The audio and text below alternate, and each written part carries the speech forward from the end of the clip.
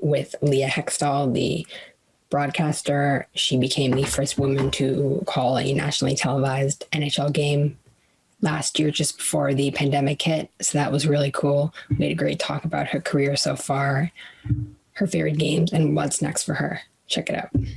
Okay, so thank you so much for joining me today, Leah. This is really awesome. We're trying to get some more female voices on the show because it's very male centric. So, and you're a great person to talk to, and you're also from Central Canada as well. So that works with the Saskatchewan viewers. They have a lot of Manitoba viewers, and listeners. So. Yes, I'm actually in Winnipeg, Manitoba, which, Rachel, is the geographical center of North America. It even says so on our signs. Yes, we're very proud of it, apparently, here in Manitoba. That's really cool, actually. I didn't know that. That's awesome. Yeah, there you go. Little history lesson for you. So I guess just tell the viewers about your career. Like, how did you get to this point doing play-by-play for, obviously you've done some NHL and then you did some NCAA. How did you get to this point? So it's a bit of a long story, so I'll just really try to put it down to the interesting part. So let's start there. I started back in 2003, and I was lucky and fortunate enough to get a job at my hometown station, CKX Television, in their sports department right out of school, which I look back now and it was such a gift to get that opportunity. From there, I bounced into Winnipeg at CTV, worked there for a lot of years, and continued to climb up the ladder. And then I got a big break in Boston at NESN, and that really changed the scope of my career, because for the next 2 years, all of a sudden you're covering the World Series champions, the Boston, Red Sox, and you're covering Tom Brady and Bill Belichick. And when you're on that type of stage, suddenly people start to pay attention to you. And that led me to a job offer from Sportsnet when they received the NHL rights and that historic 12-year deal for $5.2 billion and brought in the Hockey Night in Canada brand. And when I walked through the doors at CKX, that was the goal, to work for Hockey Night in Canada. So even though Boston was incredible, I decided to come back to Canada and moved to Toronto to work for them. But 2 years after we started, massive layoffs, and I was one of them. And then after that, frankly, I couldn't get a job. I couldn't get a job in the industry after, 13 years and getting to national and being on Hockey Night in Canada and all this experience behind me. I just couldn't get a job again. The people I was losing out to were often younger. And at that time, I was in my late 30s. And they also were less experienced, which means you didn't have to pay them as much. And that's just economic. And that's when the idea of calling play-by-play came into my mind. And it was something I had always wanted to try, and briefly tried at Sportsnet. But because I was so busy doing everything else, I didn't have the time to practice. I didn't have the time to do it. And, there weren't really any opportunities anyways. But during that time, that's when I started putting the feelers out. And first person I told was my agent. I said, what about play-by-play? I'm a broadcaster that has a certain amount of history behind myself, and there's no women doing it. And I really looked at it as there's an opportunity here if I'm willing to put in the work. And it was going to be a lot of work, and it has been a lot of work. And, from there, it was just simply, as I mentioned, putting the feelers out, reach back out to the same gentleman who laid me off at Sportsnet and told them that this is what I'd like to do. And they had the Canadian Women's Hockey League package at the time, and they gave me the opportunity to call play-by-play. We're going to take a quick break now, but don't go anywhere. More with Leah coming up after the break. Hello, I'm Sean McNall, owner of TG Marketing. We are a promotional product company located in Regina, Saskatchewan. Originally founded by Tom G. McNall in 1985, we are now in our 35th year of business. My brother Ryan and I, along with our great staff, have carried the torch since Tom retired in 2011. For those of you who don't know what we do, we sell items with a company's logo on it, like clothing, pens, phone chargers, Bluetooth speakers. The list of products available is endless. Our products are a great form of advertising. Whether you want to give a gift to a valued client or show your appreciation to your staff, we have a friendly team that can help find the right product for your needs. The key to our success has been our customer service and our vast knowledge of products in our industry. We ask the right questions to get you in line with the proper product for the project you are working on. Stop by 1046 Winnipeg Street and view our showroom. Get some ideas for that next promotion you're working on. Let's make your business what everyone's talking about.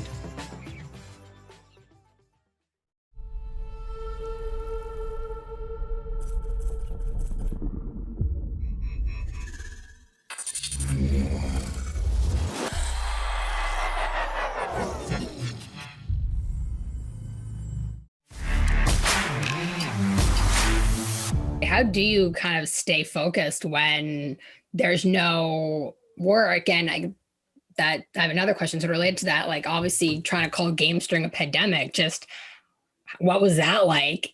In addition to not calling games for a while, then I'm assuming you're calling games remotely as well. What was that like? Yeah, so I've been very fortunate because I've been able to be in the rinks when I've called during the pandemic. When we were in Fargo in North Dakota, they were open up enough that there was even some fans at the game. They had 25% capacity. So it felt a little different because obviously there was the testing and you're wearing masks and your color person is down the hallway from you instead of right beside you, basically. So you can see them, but they're, quite far away. So you kind of miss that camaraderie. But that game felt fairly normal. It wasn't that bad, but I just called the PWHPA Dream Gap Tour in Calgary with Cassie, and that was at the Saddle Dome, and it was completely empty. It's obviously an NHL rink, and we didn't even see our producer once. They're on site, but nobody's allowed to see each other. You're not allowed to connect with the players. So it's very different than what it was prior to that. So that was my first experience without a crowd. And I have to say, Rachel, I hated it. I loved the call of the game, but you realize how important, and I know this probably sounds silly, but how important the crowd is. I mean, I can't imagine what the players have felt like not playing in front of fans for so long in Canada this year in the NHL, because I know just from a play call, you ride the waves of the energy from the crowd. If there's a breakaway, people start to crescendo. So you start to crescendo. They're almost a bit of a guide for you. So I found that I really had to almost work myself up a bit to get my call a little bit higher, because if not, it's almost like you're calling the game off of a television in your living room because there's no of that game atmosphere. So I have to say, it's interesting because Cassie and I, when we called our NHL game, it was Calgary and Vegas. And it was the last game Calgary had with fans before the world shut down. And then we called these games for the PWHPA, and they had said, you guys called our last game with fans, and this will be our last game without fans. So that's an exciting thing going forward. It's a little trivia question there, but I can't wait for fans to get back in the stands because it makes a huge difference. Yeah, just relating to that on a personal level, like obviously I haven't called them at a level like you, but I just remember when I was doing games at Western in London, Ontario, and normally they don't get fans for the hockey games, just for football, but they had a lot of school day games. So we'd have the kids and they'd come in at 11, and the amount, like the difference in terms of like levels, because it's packed and you have all these kids and they're all screaming and it's so loud you can't even hear yourself think. But it's also better than the games normally when it's like a few parents and it wasn't really good. But when you have the kids, it's like you really feed off that energy, and it was hard because they're loud, and as I said, it's hard to hear yourself think, but it was so much better, and I think the players liked it way better too. Oh, absolutely. And, it's just, I couldn't believe the difference. And so I'm actually really happy I received that experience because it teaches you something. I hope we never have to experience this again, ever in my lifetime, but it is something. And now I know the difference between having the crowd and not having the crowd when I'm calling a game. All right. Well, thank you so much for joining me. This has really been a lot of fun. And I think the viewers will really get a lot out of this. No problem, Rachel. I really appreciate you having me on. This has been great. Thank you so much to Leah Hextall for joining me. I really learned a lot from her. Her experience has really been invaluable. And don't forget to stick around because the main show with Rod and Darren is coming up next.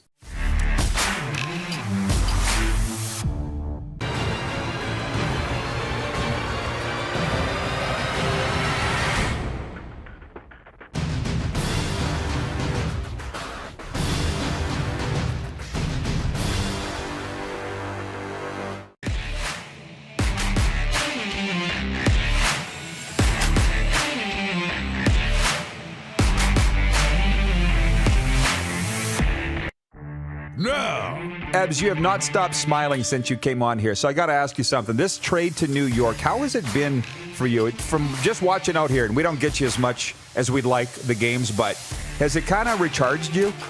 Yeah. I mean, it's fun playing meaningful games. How about that? I think this is one of the tighter knit groups that I've been a part of since I've started playing hockey. So it's been a lot of fun. This is the Rod Pedersen Show. Hey, It absolutely is. Good day, Canada. Welcome to the RP Show, Canada's daytime sports talk show, and our Canadian sports fans around the world. Reason I'm looking at my phone and sending this to producer Clark on the other side of the wall is I see my good man, Jack Bailey's watching from Ottawa today, and I was talking to you about him in our morning meeting. I was on his podcast yesterday. Yeah. Blue Line Sports Podcast, and he's watching. So, g'day, Jack.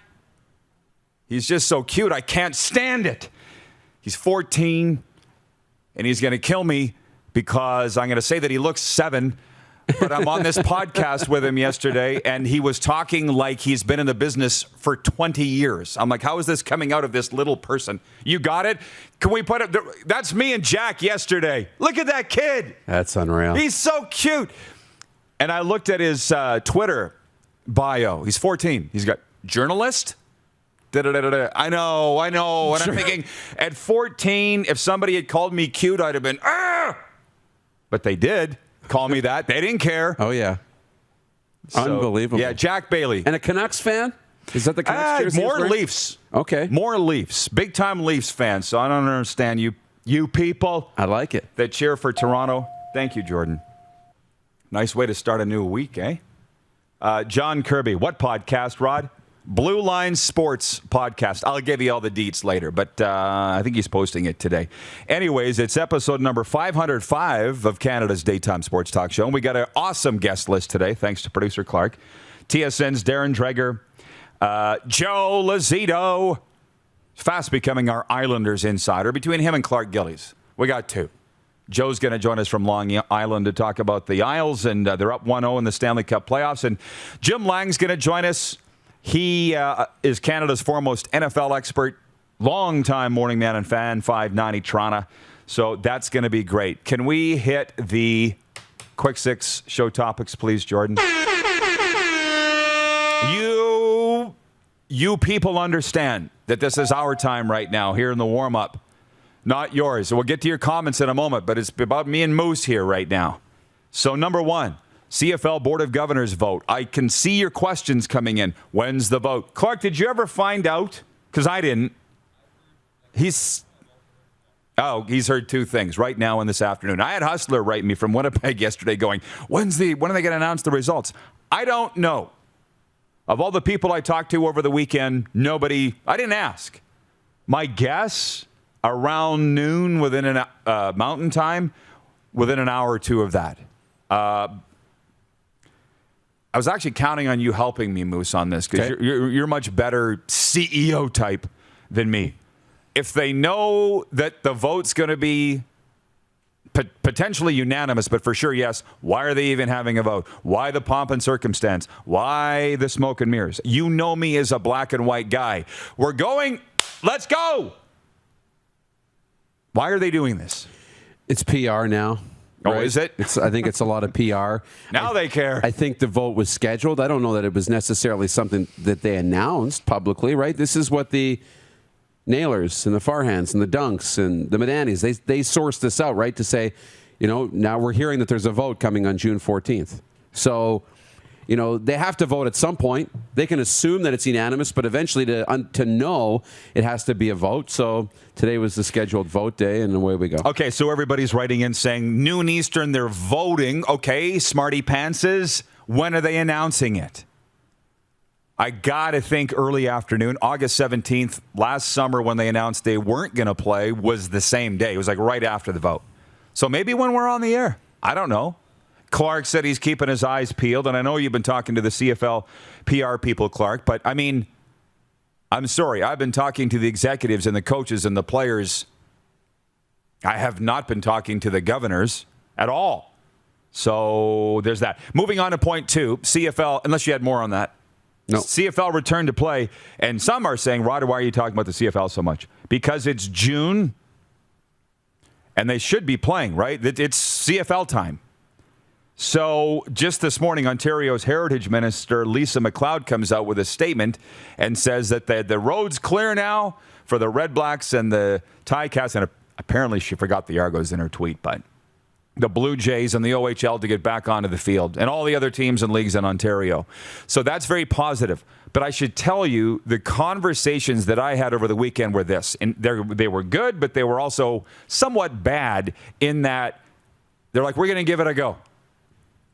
But we're subject to all these health and safety protocols. Some of them, Darren, don't make any sense to me. Why are we doing this? You talk about PR. A lot of COVID's been PR. You understand that, right? Oh, yeah. Why do we need this in the locker room? Why do we need to do this outside the stadium? Why? Why are NHL coaches wearing masks right now when none of the fans are? Okay, so it's being a lot of this doesn't make sense, but they're saying we're going to give it a go. But it's like if there's an outbreak on one team, 40 guys test positive, we're done. So it kind of smacks of a year ago at this time where all these leagues were like, we're gonna try it, and the NFL got stopped in some cases. Look at the Denver Broncos. Look at the Ravens, right? Yep. Baseball got stopped for a period. They all got going again, but that's kind of where the CFL is. It's still a lot of this. Did I tell you that this weekend when I saw you? Yeah. Yeah, all that. It is. It's a lot. It's a lot, and there's a lot going on, but we're in a better spot, though. I really think we're in a better spot than we were a year ago. At least, more of us have our vaccinations. Now we're lining up in the rectangle here to get our second vaccinations as early as next week, and some are already getting those. We're seeing that pop up on social, but it's happening in Alberta now where they're eligible for their second vaccine a lot sooner. So if that spreads, and we have until August, right? I'm more confident that we're going to be able to get to these double vaccinations. I thank the coaches that are texting me, too, that they're voting at noon Eastern. Well, Clark says, I have a tweet from Kevin Brown. Did you write that? You said, do you want to show it? I don't know what the tweet is, Clark. I don't know. I don't know what the tweet is, so you're going to have to tell me whether you want to. I don't know what it is. So Kevin Brown has said, spoiler alert, we're playing ball. Naylor's been saying that for a week. So they say they voted. That doesn't tell me anything. I'm sorry. The warm-up is brought to you by eCall Electric, your complete electrical distributor with locations in Regina, Estevan, Swift Current, Yorkton, and Moose Jaw. eCall Electric, let's get to work. I think I'm ready to move on from this. I'm getting upset. Like, what? We were told to expect yes. I'd like to know what the vote was. 8-1-7-2-6-3. Who didn't vote? Like, that didn't tell me anything. And camps haven't opened yet either, by the way. There's guys, what did Luke Mullender say this morning, my good and longtime friend, color guy still for the Rough Riders, saying, he who owns the gold makes the rules. The CFL's third and goal from the 3 right now, and we need a touchdown. They're not out of the woods today. But I'm just trying to stay positive with it. Point 3, Islanders beat Tampa Bay 2-1, and Moose, I didn't watch the game. I was outside yesterday. I saw the Instagram poll that Nelson Vo, our content creator, put up on our story saying, what are you watching today? I think the options were Euro 2021, whatever it is. No. Blue Jays, Stanley Cup. I'm like, neither. It's 34 degrees outside. Yeah, I'm out. No. How about no? We got 9 months of not that to watch these other things. So I saw the scores. I saw the Islanders were up 2-0 in Tampa, and the Lightning scored a late power play goal, and they made it exciting. But did it? I feel like the whole world's just waking up to how good the New York Islanders are right now. I'm sorry to say I've been singing their praises all season long, and one thing dawned on me yesterday. I took my eye off the puck for 10 years and dove headfirst into the CFL and football. I took my eye off the puck. Guess what? I'm back. In terms of analyzing hockey, watching hockey, talking to the guys and gals, like I'm back. I said the Islanders are for real a long time ago. John Scott just tweeted it yesterday. Did you see his tweet? Yeah. Something along the lines of, I just noticed the Islanders are good. Yeah. Thanks, John. They are good. And it starts at the top. Barry Trotz has the magic, right? He's got the magic touch, and they're playing really well. And yeah, it wasn't the best Tampa game that we've seen. They're a better team than what we saw in Game 1. But you know what? The Islanders are probably better than we saw in Game 1 too. I mean, new series. We always see that feeling out process. And I think it'll be a fun series. But yeah, New York's good. The poll question today for Capital Automall Universal Collision Center, by the way, pertains to this. And I think it was Clark's idea, so kudos to you, Clark. If not you, perhaps Alan, the intern. Who will meet in the Stanley Cup final? We've put up the 4 combos there, so we're making you think. And leading the way, well, on a Twitter is a tie, Vegas Islanders and Montreal Islanders. But I guess after Sunday, on Twitter, everybody's thinking the Islanders are going to advance. What's the leader on Facebook? It's dead even, 33%, the same two you said. But reading into this, 66% of people are picking the Islanders as one team, and it looks like 50% are saying Vegas. So, but yeah, it's the Islanders. They're really getting on the Islanders, thinking that they're going to beat Tampa. So we'll see. Interesting. Drew Koser's watching from the Off the Hosel podcast. The Brent Sutter of the Prairie Junior Hockey League. He must be talking about his league. He says, this league meeting this past Saturday, and things look to be heating up. Back to a 40-game schedule. Excited to be back in the rink. 40 games for junior. What do they normally play, that league? I think it's right around there. Yeah, I think that's pretty much it. That's good. Yeah, it's all going the right way. Mike Horrigan watching in Toronto says, good afternoon from the 905 RP show. And viewers, like and subscribe. Thank you, Mike. And from Nelson Hackowich, our VP of Sim Events, he says, I don't know if I'm more excited for the CFL news or the Vegas Golden Knights game day. 7 p.m. Mountain, by the way, Canada's team, the Vegas Golden Knights, takes on the Montreal Canadiens. That's my point 4, by the way. Clearly, Nelson was reading my diary. Reading some interesting articles, by the way, on the contrast of this particular series. Montreal's been playing to mostly empty arenas and now just 2,500 fans. Now they're rolling into T-Mobile, where it's been rocking for weeks, packed. They say the strip is packed. Vegas has basically declared COVID over. The blackjack tables are jammed. They're like pigs at a trough. What a contrast, right? And just for the Habs to walk in there and play in that, they're going to have to get caught up fast, because the Golden Knights have been playing this way for a while. Yeah, in this atmosphere, it's a different element altogether when they're yelling and you're not really ready for that. Yeah, these are pros, and the naysayers would say, "But Rod, Darren, like they've played in front of fans before. They're pros. They can do that." It's different. It's different, especially when you get used to something else. So. It'll be interesting to see what Game 1 and 2 is like. But look, I thought Game 1 in the last series was going to go the same way as the Vegas-Colorado Game 1 went. I thought Montreal should rest Carey Price. I thought Jake Allen should start, because they're going to get steamrolled in Game 1. Coming off a 7-game series, the emotional roller coaster that was that series with Toronto for them. And no, they said, forget about it. We're playing Carey Price, and they just had their way with the Winnipeg Jets. I don't know what's going to happen in Game 1. I'd like to think that Vegas is going to have an upper hand, and the crowd's going to play a factor, and Montreal's going to be on their heels, and it might get away from them. But this is Montreal, and I've said it's a team you can't explain, right? It's destiny, it's magic, it's the hockey gods, it's all of those things. So I really don't know what to expect. It is a tantalizing matchup. I mean, Tampa Islanders, very good. We got good friends in that series. But over here, Vegas has their flower. Montreal has their flower. Guy Lafleur, right? Yeah. 2 iconic goaltenders. It's just everything you could possibly want for this time of year. And Vegas will win this series in probably 6 games. Moving on, Blue Jays. How about them yesterday? 18-4 rout over the Red Sox. I only watched the highlights, of course, because as I said, I was outside. But the Blue Jays opened this week 7.5 games off the division lead. And they're rolling. And can I just say this? I've seen the blown leads, the shoddy bullpen play. I don't think I've clarified this as much as I'm going to right now. I have faith in Charlie Montoyo. I have faith in Ross Atkins. I have faith in Mark Shapiro, and he's the last guy I thought that they would. So they might not get there this year, but they're on their way. They got plenty of time here to make the acquisitions. I don't know how. Well, I do know how, actually. There's no salary cap in baseball, so they'll find a way. If they feel that they can contend and that's all they need, they'll go get it.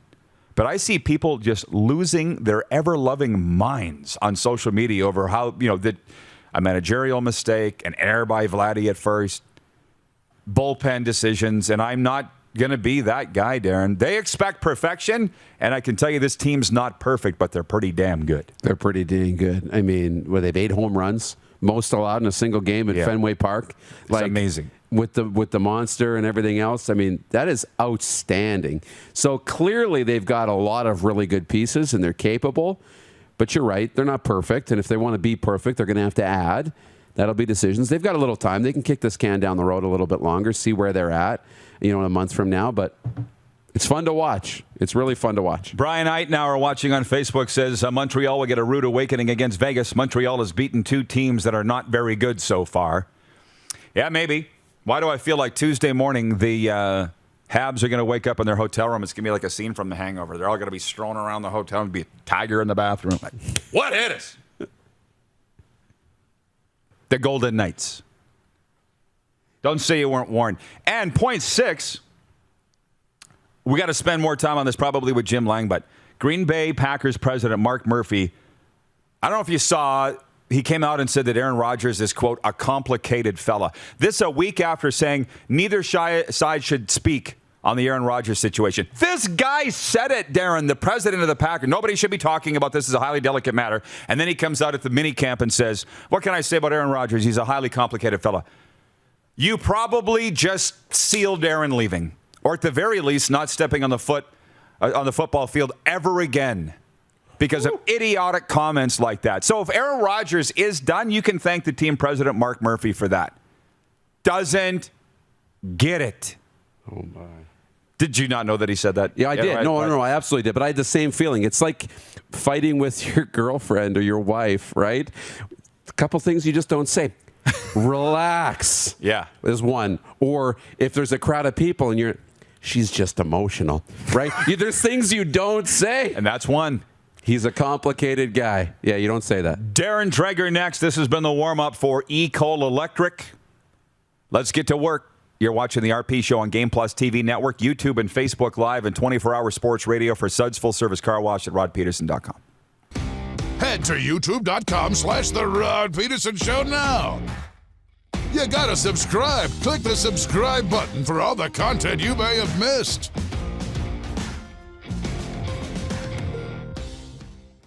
Nestled in the scenic Qu'Appelle Valley, just 20 minutes northwest of Regina, is one of the finest golf courses in all of Saskatchewan, the Deer Valley Golf Club. The clubhouse has a full-service restaurant, and customers can enjoy a casual dining experience with spectacular views of the golf course and valley. A fully stocked golf shop, staffed by PGA of Canada professionals, is equipped to meet all of your golf apparel and equipment needs. Book your tee time, family event, or corporate tournament today at the Deer Valley Golf Club. Call 306-731-1445. In today's fast-paced world, we know you don't always have time to cook a nutritious meal. The Mad Greek in Moose Jaw's got you covered with delicious takeout and delivery specials, even for large groups or occasions. Authentic Greek cuisine, pizza, ribs, and more. There's something for everyone to enjoy. Offering licensed dining, delivery, and their takeout window is open to get your Greek to go. For more information and to view the online menu, visit themadgreekeatery.com. Capital is Regina's trusted Ford Lincoln dealership. Whether you're on the market for a new or pre-owned vehicle, we got you covered. And when it's time for service work, you can trust our factory-trained technicians who specialize in repairing any make or model. But don't take our word for it. Check out capitalfordlincoln.com to see how we roll and to learn about what other customers are saying about working with us. Your dealership experience should be fun, easy, and transparent. And that's what you get when you choose Capital Ford Lincoln, Regina's trusted Ford Lincoln dealership. Don't rack your brain trying to source the equipment and materials you need for your business. Rockstar can operate your entire supply chain, from PO creation to expediting your shipments, all from our office. Leverage the buying power of the Rockstar buying group to not only save money and time, but also the headache. From gloves to glue, we can provide it for you. Find out more at rockstar.com.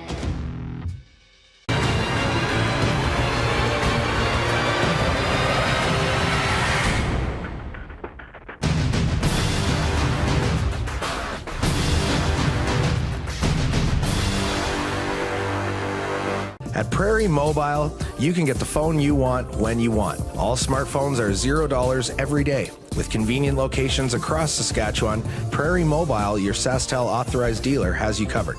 Visit us online at prairiemobile.com. Universal Collision Center is Saskatchewan's premier auto body shop. Our extensive process ensures that every vehicle that comes through our state-of-the-art facilities is returned pre-accident condition, and that every UCC customer experience is an easy one. We're certified to repair all makes, all models, and all luxury brands, and Universal Auto Spa offers full-service detailing packages to suit you and your vehicle. Plus, we're the official body shop of your Saskatchewan Rough Riders. Universal Collision Center, 3910 Rochdale Boulevard and 2355 First Avenue in Regina. Hey, Rod Squad, now you can join the team with your very own RP Show gear. Head to rodpedersenshop.com and get yours today while supplies last. It's just like we wear on the show, official RP Show gear at rodpedersenshop.com.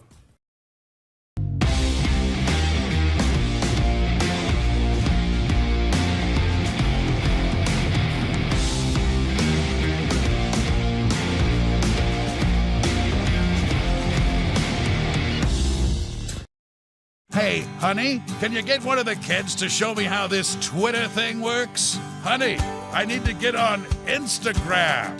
Time for more of the Rod Pedersen Show. Welcome back, everybody. Episode 505 of Canada's daytime sports talk show coming down. We have a lot of NHL things to get to with Darren Dreger, and we're awaiting, maybe at any moment, the announcement, the news of the CFL's Board of Governors vote. But if it's yes, they're playing, that would be kind of anticlimactic because we were told that was going to happen by Dave Naylor. I want to know who voted for what. If it's 9-0, yeah. But we should know any moment. So talking about the CFL Insider to now the NHL Insider, if you've got questions for Darren Dreger, please fire them at us as we bring him on in here. And let's just start, Dregs, if you don't mind. G'day, sir. With yesterday's game, did you see the Islanders going into Tampa and winning 2-1? No, I didn't see that happening. Enough respect and education based on what I've seen from the New York Islanders to believe that that's going to be a series, and that's exactly what it is going to be now. But man, the Tampa Bay Lightning almost fell into that New York Islanders trap, right? And even though there's so many offensive weapons on the Lightning side,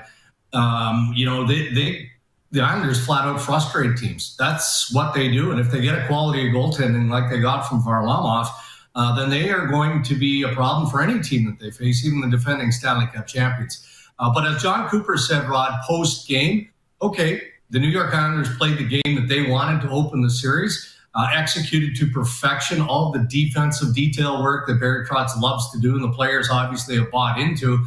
But now it's the Lightning's job to pick that game apart. And who among us is going to question whether or not the Lightning are capable of doing that? Very, very, very deep team. So this can be a heck of a series. Absolutely. Well, look at who they've beaten Tampa, by the way. Florida and Carolina, two great teams already. And now the Islanders and Dregs. It kind of shocks me that a New York team could go under the radar, but it kind of seems like they have. I listened to Linda Cohn this morning on NHL radio. She talked about Matthew Barzal being the face of the franchise. He is. Most NHL fans, I don't think, could pick him out of the lineup on the street, Dregs. Like, how does New York go under the radar?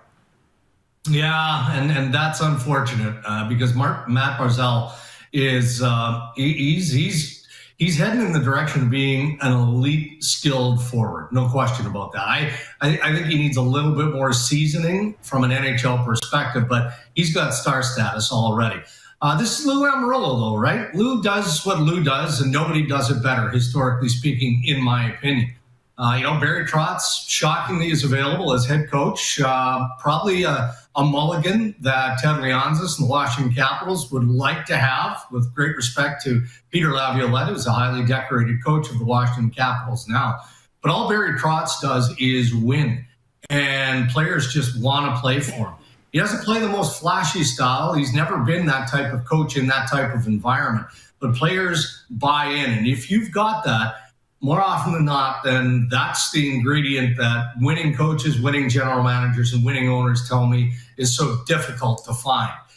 So he's got that. And then Lou goes out and says, maybe we need a little bit more experience sprinkled in. So he goes to two very familiar players in Kyle Palmieri and Travis Zajac. And both of those guys that brought with him a ton of experience, which, helps you get past the situation that they had with Anders Lee and some of the other pieces that they've had to struggle with injury and otherwise. And then you've got the goaltending tandem that exists with the New York Islanders. So I don't know, man. I agree with the assessment of a club that flies under the radar, but maybe that's because they don't do anything flashy, but they are the sum of their parts, and the sum of their parts is a very good hockey club, individually speaking, as well. So the other series starts tonight, as you know, 9 Eastern, Montreal at Vegas. I've got Vegas in 6. They are my team, as you know. I'm calling them Canada's team. Wonderful essay, if you will, by Michael Farber on your network. Watched it on SportsCenter on the Habs, right? Yeah. What's your read? What are you going to be watching in this series?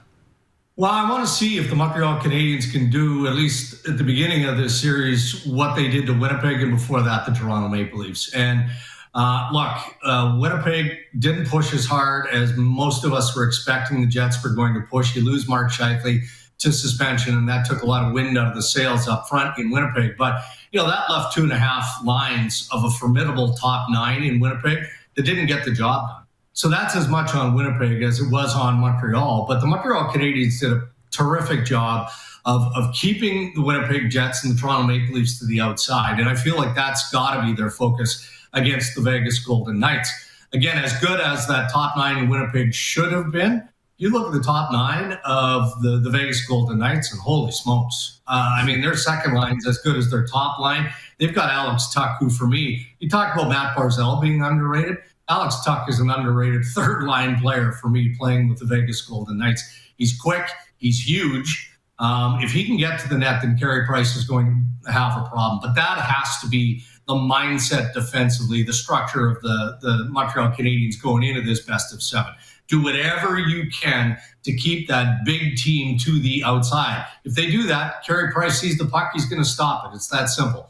But I like your assessment. I'm okay with your prediction. I think that, given the experience, the track record of the Vegas Golden Knights now, 3 to 4 semifinal appearances, a trip to the Stanley Cup final. They've got a wealth of experience, even though they've been in the National Hockey League for a short period of time. I picked Vegas at the start of the year. I thought that this was going to be the top Stanley Cup contender, so I'm not going to shift from that at this stage. I like your prediction of Vegas in 6. Thank you. Highlight of the playoffs for me so far is Craig Button saying the Habs might win one game against the Leafs.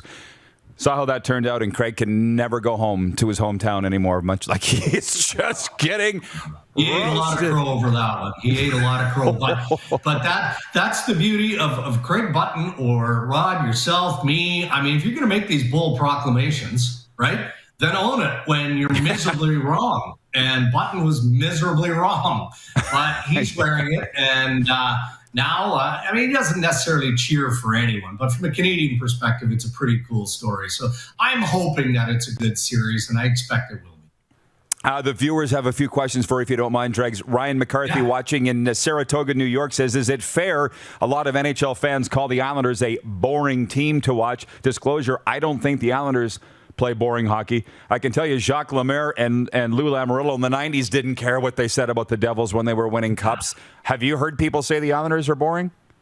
Not as much, not comparatively speaking to those days that you're referring. I covered a lot of New Jersey Devils hockey when they were on their Stanley Cup runs. You're right. What never got boring was watching that team celebrate after a series win and then hoist the Stanley Cup. That's all Lou cared about. That's all the coaches cared about. And that's all the great players who come from that era cared about. There are times when the New York Islanders style of play can be challenging, but that's part of being a successful team. It doesn't matter if you've got the flash and dash of the Tampa Bay Lightning. Look, when I look at the blue line of the Tampa Bay Lightning, that's a defensively responsible and a very strong unit back there, right? Tampa Bay defends well. It's just they've got far more weapons and they've got a high-octane style that they can run with. Well, the Islanders aren't capable of playing that game, but they do have an individual skill set that can certainly pounce on opportunity. So is it boring? Yeah, maybe there are phases and stretches of it that are boring, but it's not like the old days of the New Jersey Devils and some other clubs that had to play that way just to survive. Producer Clark's got a few, and one was regarding the Seattle Kraken. I mean, the hockey people are talking about that expansion draft. No, like the fans really aren't. Are you hearing anything there about pre-draft trades like Krim and McPhee pulled off with Vegas, or what do you think is going to go down there? Well, yeah, there will be that type of activity. I feel like the general managers will probably learn some valuable lessons from their experiences with George McPhee and Kelly McCrimmon, because a few guys got fleeced leading up to that expansion draft. Now, as I'm saying that, I'm thinking the Pittsburgh trade involving Marc-Andre Fleury, and that wasn't the case, right? Like, that was a win-win because, the Penguins with Jimmy Rutherford at the time knew that they just didn't have the cap space to keep everybody that they needed to keep. And unfortunately for Marc-Andre Fleury, he seemed to be the odd man out. And probably if there was an opportunity to do it again, maybe Pittsburgh would think differently, because Marc-Andre Fleury's career has not trended downward. I mean, the evidence is there in how this guy's been terrific wire to wire. So it is going to be interesting to see how some teams, try and persuade Ronnie Francis to maybe push away from a certain player. But isn't that the beauty of the expansion draft? Isn't that why the Seattle Kraken, before that, the Vegas Golden Knights, paid an exorbitant amount of money in an expansion fee? It's so that you can hit the ice in full speed. I mean, that's what it's all about. Nobody could have predicted that the Vegas Golden Knights were going to be as good as they've been from the moment that they dropped puck in Vegas. So that's an incredibly difficult example to follow if you're Ron Francis and the Seattle Kraken. But again, lessons were learned by general managers who panicked a little bit. But I still think that the Seattle Kraken, based on the expansion draft, and I'm a big believer in Ron Francis, I really, truly am. I think that he's going to put a real competitive team on the ice when they get going.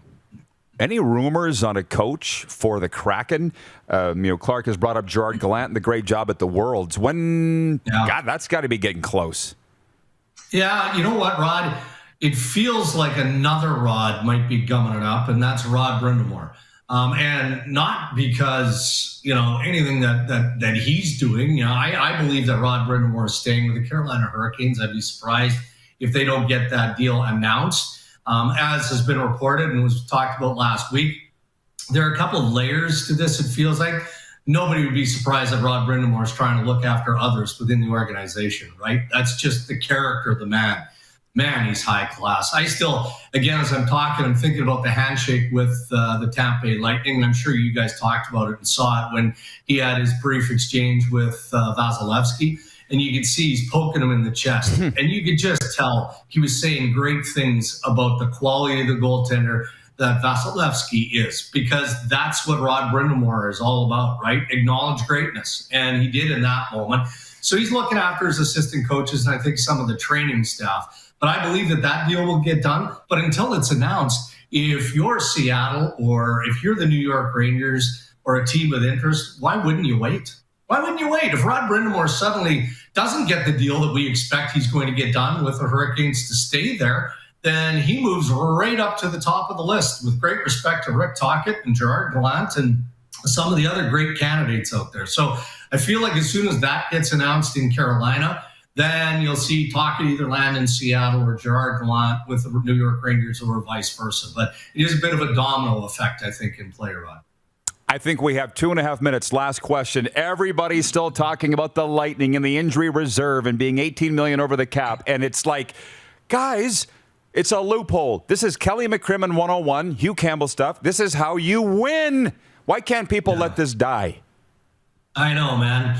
I had this conversation this morning with my good pal, Gord Miller. And Gord stays in tune with many general managers around the league. And we talked about whether or not this is something that the NHL and the NHLPA are going to tangle with in the future. What the problem right now is, it is a collective bargaining issue, right? So it's not as simple as the NHL saying, yeah, we can't have that happening. And no, if they want to change something, it has to be bargained. It has to be negotiated. So it's not a quick fix if that's even needed. One thing we know is the NHL was very actively involved in the process, watching closely, had their medical people in tune with medical people in Tampa Bay, specific to Nikita Kucherov and the surgery that he had, the timeline for recovery. and all of that. But Gordon threw something intriguing to me that I wonder down the road might be considered as a potential twist to what might be needed in the way of a fix, and that's a roster availability and limitations on how few games you have to play at the NHL level in the regular season to qualify for the Stanley Cup playoffs. And could it be as basic as that, right? I mean, what if you had to play 25 games as an example? I don't know what the number would be. And I'm sure there are managers who are going to listen to this and go, Dreger doesn't know what he's talking about. He shouldn't be listening to Gordon Miller, all of that. But it feels like it is something that needs to be addressed. But I keep saying the same thing over and over, and I apologize, Rod. It's not like the NHL allows the Tampa Bay, or any club for that matter, to legally cap circumvent. It doesn't happen. To your point, you described it beautifully. There are loopholes that most general managers look for, few of them find or can execute. And Julien Brisebois is the best of the best. An honorable mention most definitely goes to Kelly McCrimmon and Kyle Dubas and a few others. Absolutely. Dregs, wonderful chatting hockey with you. Thanks for the time as always. Enjoy the games. My pleasure. Thanks for having me as always. TSN NHL insider Darren Dreger joining us from the GTA.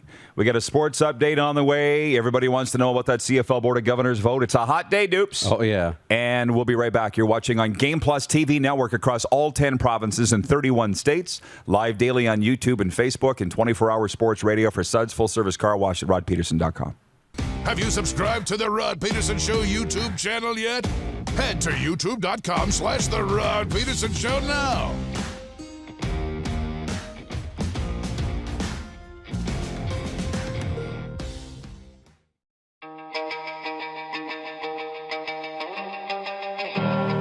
Well, when I first started playing, the scholarship was so important to me. Like, I was working 2 jobs. I was working at a gas station, and I used to actually line the field for the team to get paid just to make some extra money. I think for me, the opportunities that the scholarships provide is very important, or very specifically the stress it alleviates for myself. The Rams give me the opportunity to buy everything that I need to get the best grades that I can, and that'll lead to me getting hopefully the best job that I can in the future. There wasn't a scholarship opportunity with the Rams. I know that life would have been a lot more difficult for myself. I'm not too sure exactly how much longer I would have been able to play beyond my first year. With the opportunity that they provided for me to go through school with the financial support and with the opportunity to continue to play football, now that I look back on it, was the most important thing in my life. Capital is Regina's trusted GMC Buick Cadillac dealership. Whether you're on the market for a new or certified pre-owned vehicle, we got you covered. And when it's time for service work, you can trust our factory-trained technicians who specialize in repairing any make or model. But don't take our word for it. Check out capitalgmc.ca to see how we roll and to learn what other customers are saying about working with us. Your dealership experience should be fun, easy, and transparent. And that's exactly what you'll get when you choose Capital GMC, Regina's trusted GMC Buick Cadillac dealership. Direct West provides us with stats and analytics, and it's amazing for us to look and see that, each year we're 10 to 20% higher on our Google leads. It's great to see the success that our locations are having. The Direct West app gives us an opportunity to be in one place for people to find any of our locations or our commodities. Without Direct West, we would have to be in multiple digital places. I would recommend Direct West. They're great to work with. At Prairie Mobile, you can get the phone you want when you want. All smartphones are $0 every day. With convenient locations across Saskatchewan, Prairie Mobile, your SaskTel authorized dealer, has you covered. Visit us online at prairiemobile.com. People donate blood for moments like this. But there are lots of reasons why Canada's Lifeline needs donors every day. Like the fact that someone with leukemia can need up to 8 units of blood a week. Or that donated blood lasts no longer than 42 days. Or to help new moms and babies, like Henry. There's lots of reasons to donate blood. That's why we need donors every day. The need for blood is constant. Join Toyota and our Toyota dealers in supporting Canada's Lifeline. We started Suds Car Wash in 2003. There's a bit of us in every part of the business. I've been working here since I was about 10 years old. Hard to believe it's been 12 years since. Working with my family has been great. My mom and dad have taught us the importance of hard work. I've been here since I was 10 years old, and my dad has taught me a lot about quality work. From all of us at Suds Car Wash, we make your car shine.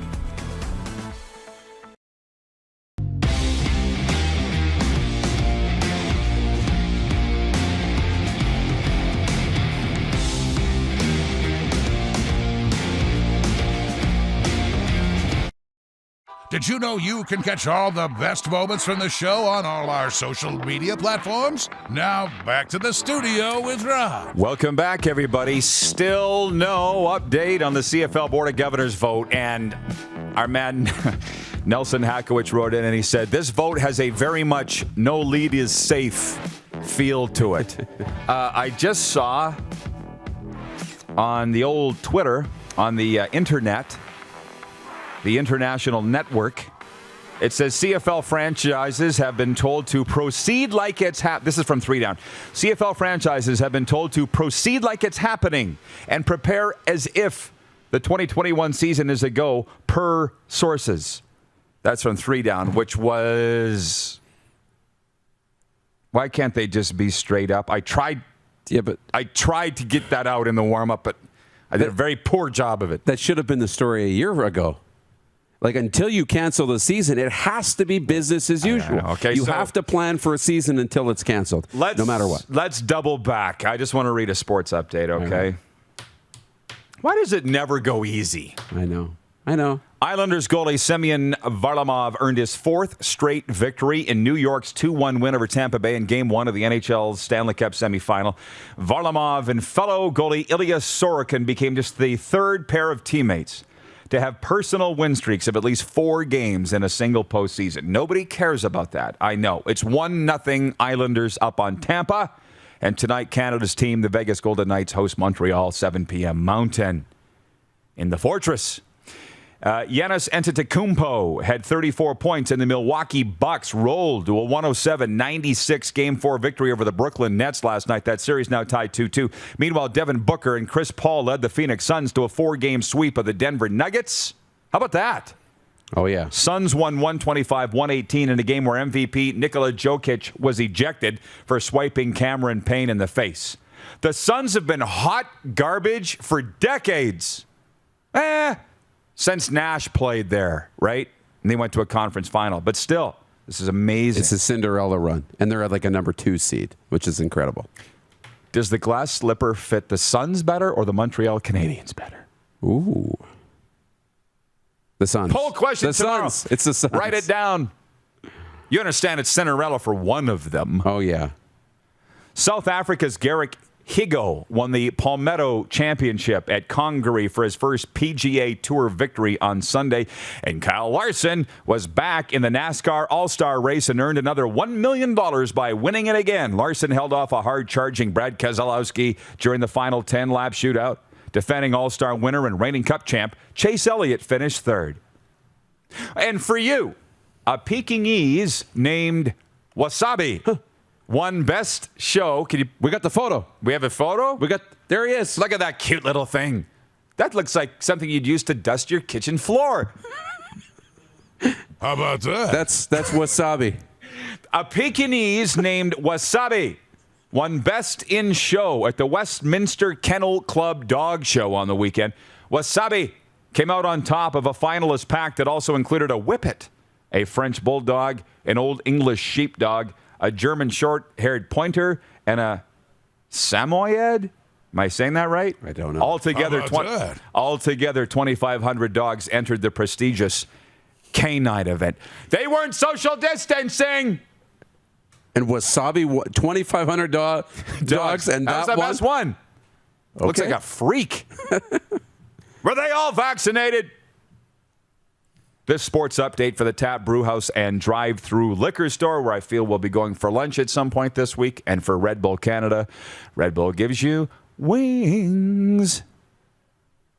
Let's jump into viewer takeover here from Jack Fulton in Alberta. From where I stand, if there's a CFL season in 2021 hinges on one thing and one thing only, health authorities giving the okay for fans in the stands. Probably Yeah. Lee Harding, I'm sorry I didn't get back to you on Friday. You want to write me again? I am so sorry. No excuse for me not getting back to you. Lee says he writes for the Epoch Times, by the way. How about that? How about that? Yeah, New York publication. He says, Vegas game experience seems electrifying. Not in a death row kind of way. Maybe for Montreal. Dun, dun, dun. Look, the Vegas Golden Knights do not take their eye off the ball. Ever. No, I don't think this is going to be pretty for the Canadiens. Let's come back for a full-on viewer takeover, okay? And we got Joe Lozito coming up and Jim Lang. You're watching the RP Show on Game Plus TV Network and 24-hour sports radio for Suds Full Service Car Wash at rodpedersen.com. Have you subscribed to the Rod Pedersen Show YouTube channel yet? Head to youtube.com/The Rod Pedersen Show now.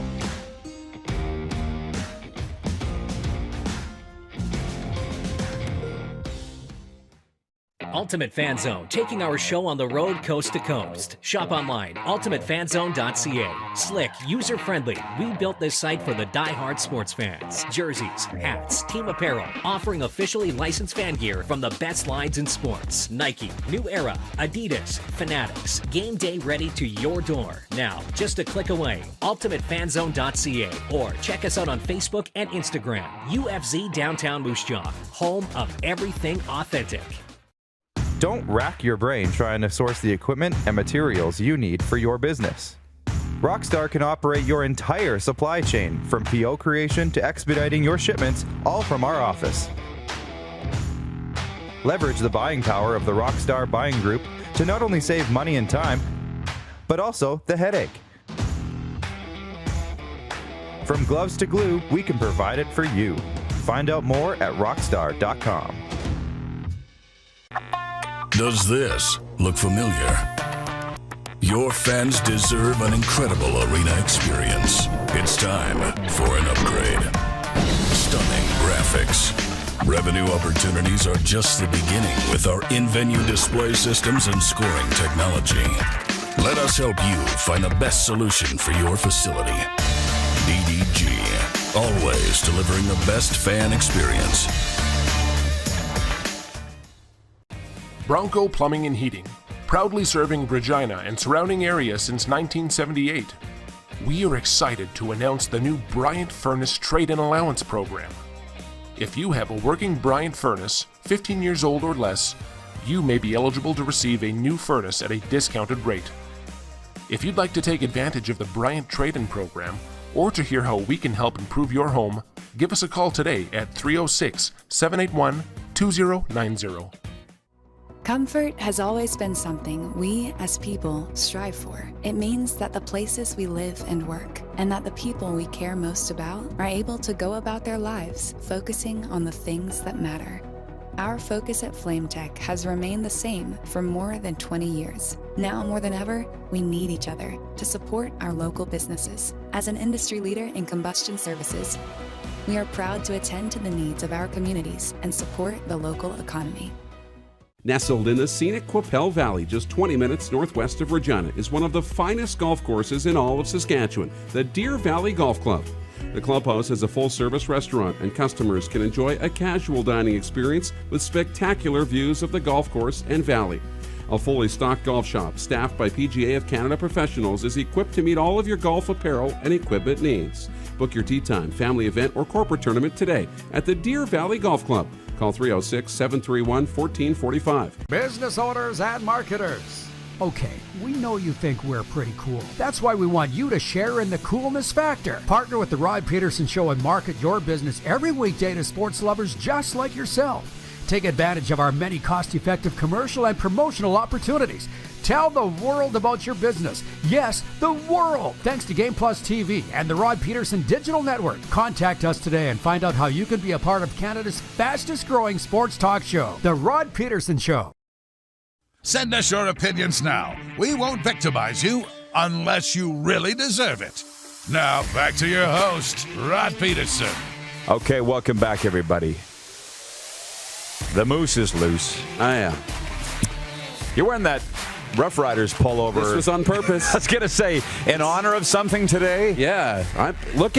I hope that they say yes. Yeah. I want to be excited. She said yes. I got plans this afternoon. In the CEO role around here we're planning tailgate parties and all that kind of stuff. I'm assuming the vote's yes. I want to. Yeah. I'm also not going to be upset if it's no. It's not going to, I'm not hinging everything on it. But I'm wearing it. I want to be planning tailgate parties for this show and for the fans. I want to be talking about where we're going to be going for Grey Cup and what our party is going to look like. I want to be doing those things today. So Here I'm hoping. I do want to say, Dan, the Jets fan watching on YouTube, I think he's in Winnipeg. He says, why is this so complicated with the CFL season? And I was hoping you, Moose, could answer that earlier, and you couldn't. It's why this league is incredibly difficult to cover. It's really hard to cover. But anyways, yesterday on that podcast, Blue Line Sports podcast, that I'm sure Jack Bailey is still watching. Can you put the photo up of this kid out of Ottawa? I was on his show yesterday. I just love him like the Dickens. Can I say that? Do you guys still have it? There. He asked who's going to win the Grey Cup, and I said the Hamilton. Well, that was fast. Who's going to win the Grey Cup? And I said Hamilton. He said the Calgary Stampeders. And I just thought it's nice to actually be talking about that, to be honest. Oh, yeah. And I saw, by the way, you picked the Hamilton Tiger Cats to win the Grey Cup. I did. How's that? I'll be cheering for the Saskatchewan Roughriders and my dude Cody Fajardo. But the Hamilton Tiger Cats were 15-3 the last time we saw them play pre-pandemic and made it all the way to the Grey Cup. They're still mad. Mm-hmm. So we got a lot of good teams. Do you remember the talk a year ago? And that was all 9 teams in the CFL could give you a case as to why they think they are legitimate Grey Cup champions. There's not one team going in that's a Rudy Poo, that's a doormat. Not one. That's right.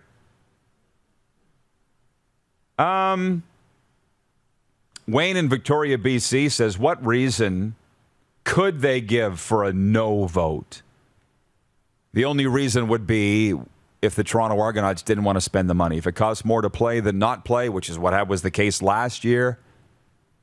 That's the thing with Naylor when he was on with us on Friday. That's what just annoys me about the CFL. He's like, well, it could be 8-1, but the other 8 teams could turn on the one team and put pressure on them. I'm like, what are we doing here? What are we doing here? And on the weekend, when I had CFL people calling me at, I would suggest, pretty high levels, they were saying, we're gonna give it a go. And I think that kind of goes in line with what the 3-down tweet was this morning. We're telling teams to prepare as if there's a season. You're like, well, they were doing that last year and they pulled the pin, right? Yeah. Here, I'm not going to give any hints because I don't want to get anybody in trouble, but they're saying, we're going to try it. And did I say this in the warm-up? I can't remember. This is what should be the statement coming out of the CFL today. We're going to start. We cannot guarantee we're going to finish. But at least we're going to try. And that was enough for me because I've been ragging these guys for a year to play. And they're at least doing what I have been personally begging them to do, and the players and all the stakeholders. They're doing it. So I'm off their back. They're going to go. But do they finish? I don't know. It reminds me of Goodell last year saying we're going to kick off in September with full stadiums. Well, they kicked off. Stadiums weren't full, but at least they played. And it was, what did I say about that guiding the plane last week, right? That trying to keep the plane up. Yeah. They didn't they kept it in the air. They landed the plane, but that's the National Football League. The NHL ended their season. I don't think too many leagues started and didn't finish in this pandemic thing. Yeah. But where the CFL is, they're like, we're going to give it a go. It's enough for me. What could you criticize out of that? No, I think that's exactly what you should be doing, and it's all about PR too, right? And they just hate to say they're going to go and then not go, and they don't want to look bad, and nobody does. But you know what? I'm optimistic with the position that they're in right now. It's the opposite, though, of they say live every day like it's your last. Well, that wouldn't be quite the best way to go, because when you wake up the next day and your bank account's empty and all the things are, that wouldn't be great. But you have to live today like you're going to be playing tomorrow. So you have to be hiring ticket sale people and have them ready to go. And look, it's contingent on A, B, and C, but we got to have you in place. And we need to be marketing, and we have to have a schedule, which we haven't seen yet.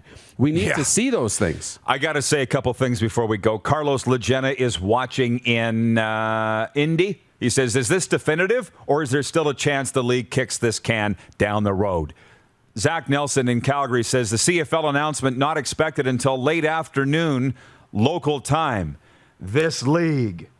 From Terry Jones.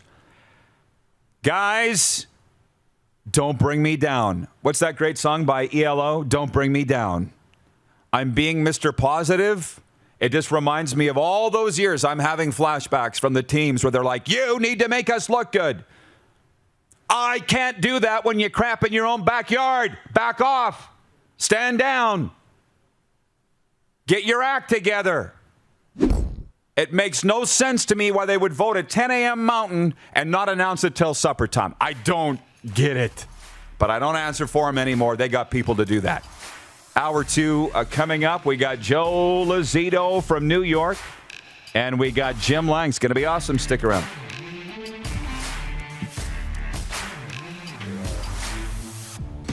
Head to youtube.com/The Rod Pedersen Show now. You gotta subscribe. Click the subscribe button for all the content you may have missed.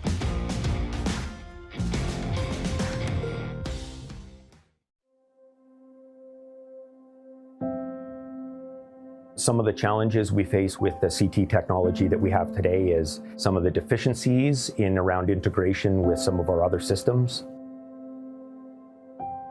The addition of 2 new 4D simulators within the programming of the Saskatchewan Cancer Agency is going to have significant impact on the care we provide to the people of Saskatchewan.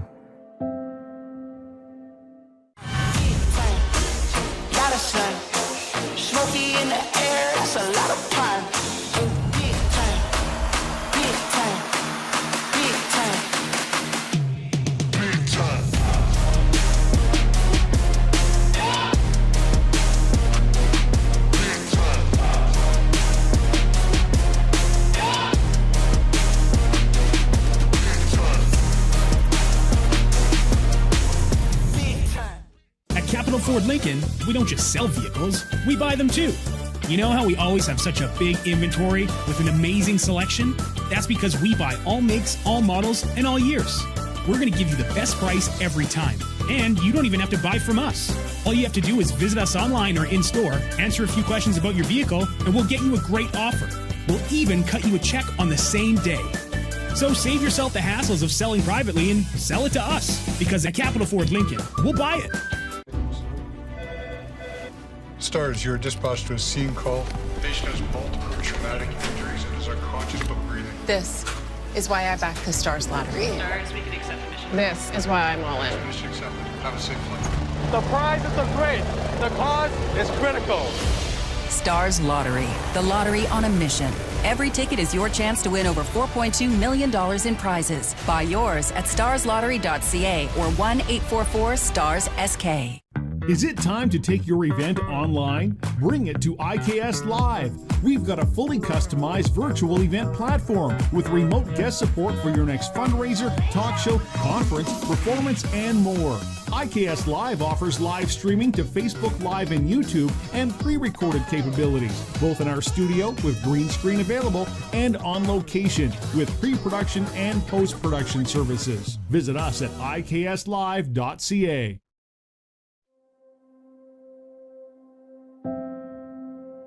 Some of the challenges we face with the CT technology that we have today is some of the deficiencies in around integration with some of our other systems.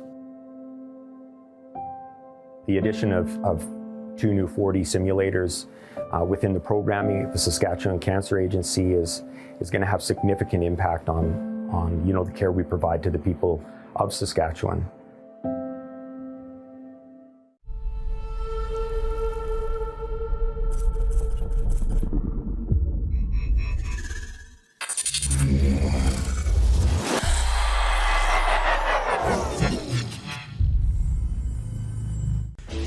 Hey, Rod Squad, now you can join the team with your very own RP Show gear. Head to rodpedersenshop.com and get yours today while supplies last. It's just like we wear on the show, official RP Show gear at rodpedersenshop.com. Now, Ebbs, you have not stopped smiling since you came on here, so I got to ask you something. This trade to New York, how has it been for you? From just watching out here, and we don't get you as much as we'd like the games, but has it kind of recharged you? Yeah. I mean, it's fun playing meaningful games. How about that? I think this is one of the tighter knit groups that I've been a part of since I've started playing hockey. So it's been a lot of fun. This is the Rod Pedersen Show. It absolutely is, and I'm just ringing the bell because it's Monday. We don't have any breaking news. We're coming in hot into the hour that we call number 2. And we call this segment the second half kickoff. On the way, Joe Lozito, Long Island great, the host of the Colosseum Chronicles podcast, where he chronicles the history of the New York Islanders, particularly with the fighters. And he's had several of my very good friends on there, by the way. So I'm looking forward to chatting with Joe Lozito about that. As we sit here today, here's what you've missed. The CFL Board of Governors supposedly voted an hour ago on whether to play this year or not. And I appreciate everybody, by the way, coming together to try and cover this together. Like Zach Nelson in Calgary is watching and wrote in and said, Terry Jones, the Hall of Fame reporter in Edmonton, just said we're not going to have an announcement until supper time Eastern. And he goes, this league, trying to remain positive here. What I'm positive about is they're driving their fans insane. And 3 down, 3 dunk. There's an article there right now that says CFL franchises have been told to proceed like it's happening and prepare as if the 2021 season is a go, per sources.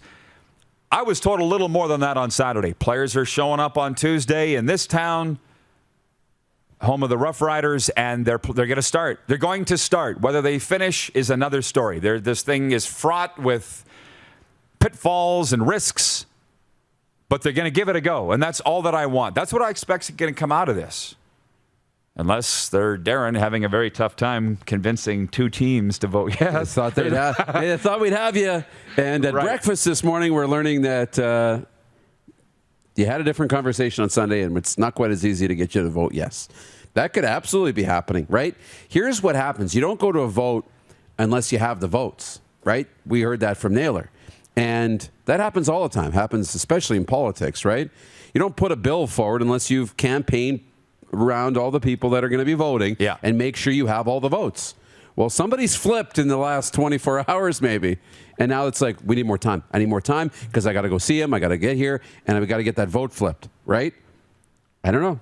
Leverage. Just want to read one more comment from Lee Harding from the Epic Times.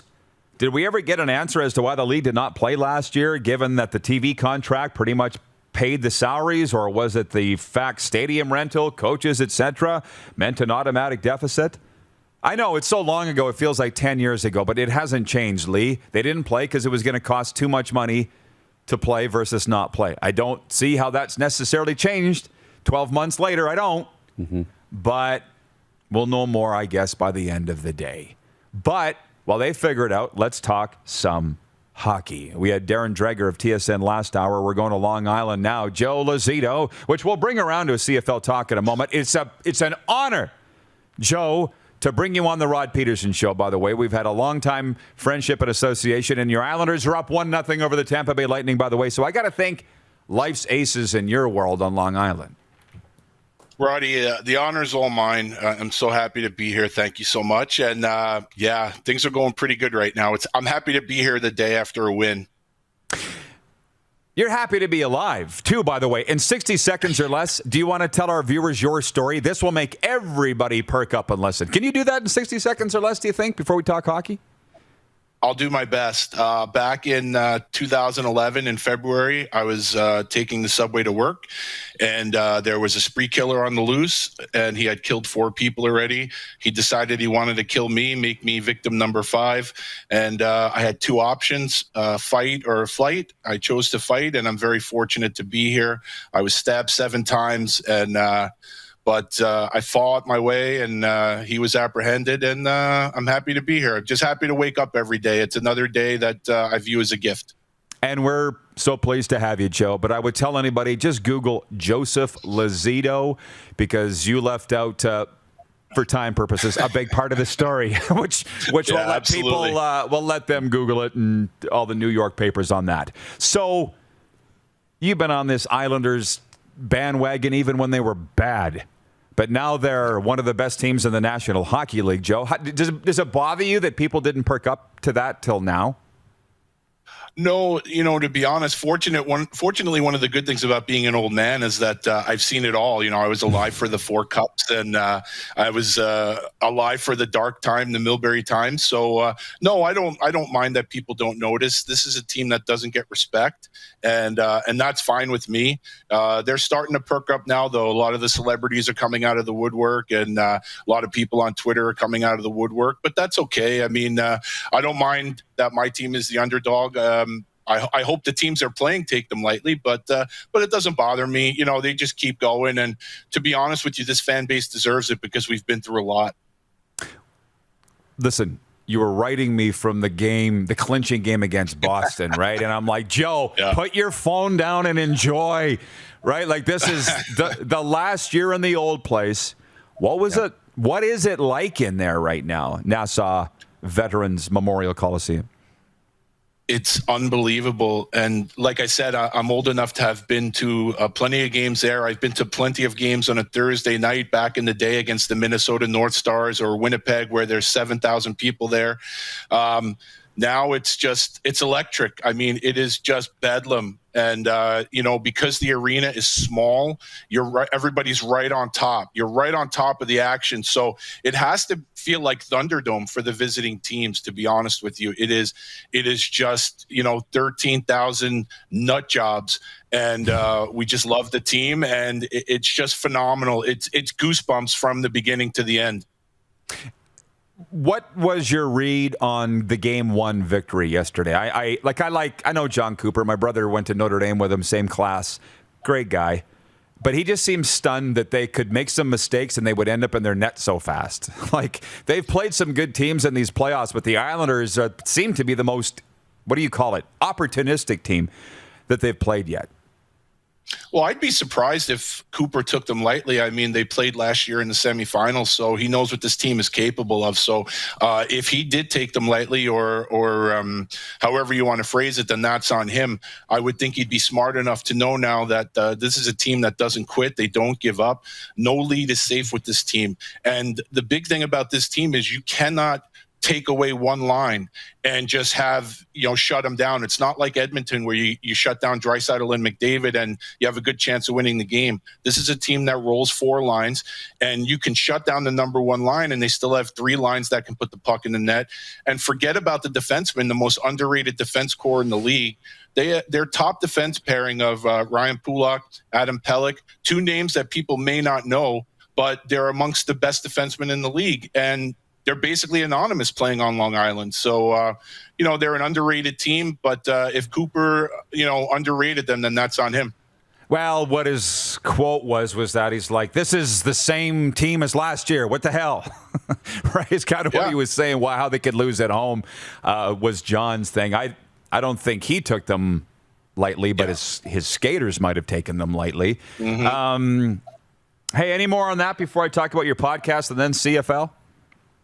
No, I mean, as far as Islander fans now, one of the things that people need to remember is we went through a lot of years with shoddy leadership here. And thank God, the new owners, they brought in Lou Lamoriello, they brought in Barry Trotz. We have Eric Cairns in charge of scouting. The adults are in charge now. So I think the other teams better take notice because they have grown-ups running the show now. So for anyone to take them lightly at this point is just silly. Tell me about the Colosseum Chronicles podcast that you've been hosting for some time. Yeah, I was thinking about it today. I've actually been doing it now about a year and a half, and it's just something that's always been a passion of mine. I've always been a fan of the enforcers, and back in 2005, I had a website where I did written interviews with them, and now everybody has a show, so I figured why not? I enjoy talking, and I like to talk to the guys, and I've built up many relationships over the years, so I figured give it a try. And fortunately for me, the players have been very receptive, and I just have a blast doing it. And to be honest with you, Rod, I've been out of work. I've been furloughed for 13 months now, and it's kept me sane. It's been a nice distraction. I do a lot of research, and it's fun research. And then when I get to chat with the boys, it's just a blast. And to be honest, it's a role that I think is the most noble role in sports. It's similar to the offensive lineman in football. It's the kind of role that if you do it well, your teammates get the credit, and if you do it poorly, they're looking to ship you out. And these are good guys that do the role and deserve the credit. The enforcers, absolutely. And just to explain to our viewers your love for the CFL and how that came about. Yeah, it's a great story, I think. After the Patriots played the Falcons in the Super Bowl, I just went on Twitter and I said, I'm not done with football. I think I need a CFL team to root for. So I decided to put up a poll. Now, I had no idea just how crazy Rider Nation is. And Saskatchewan was one of the teams I put on there. And there's really two people that I owe a lot to for this is Steve Safanuk, who you've had on the show from the Piffles podcast, and Derek Dennis, who's from New York. He's from the same borough. I'm originally from Queens. Well, Derek retweeted it and said that I was from Queens, and he's got a big following up there. And then really it was a lot of CFL fans, but I always want to say that Steve was sort of the epicenter of it. And the first day, Saskatchewan was third out of 4 teams. And then as soon as the fans got a hold of it, by the time it was done, it was over 2,000 votes, and the Riders had more votes than the other 3 teams combined. And I started watching the games, and they're so much fun to watch. And hopefully the vote goes well today, and I could watch some more CFL later in the year. That's funny. Tacona Powley watching in Winnipeg says, "Say it ain't so, Joe. Bombers, baby." Hey, whatever. Yeah, I'm sorry to interrupt you, Rod. Who gives me a lot of crap all the time is Aaron Asham, former Red Deer Rebel. He's a Winnipeg Bombers fan, so we go back and forth all the time when the games are on. Not a guy you want to tick off, although you're pretty tough yourself. So. Hey. Not as tough as him. Thanks for the visit, my man. Good luck. We'll get your Islanders against my Knights in the Stanley Cup final. We'll see where it goes from there, my man. But thanks for the friendship. Thanks for everything, and keep it rolling.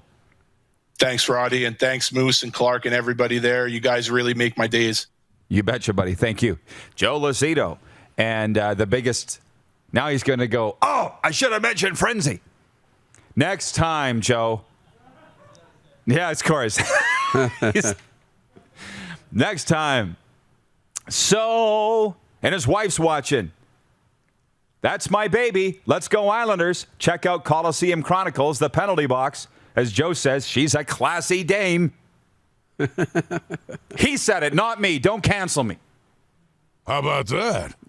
Terry Jones now. He's on top of it. From the Edmonton Sun. He's tweeted, and thank you, Clark, for putting this up. Word now is that the CFL announcement will be sooner than later.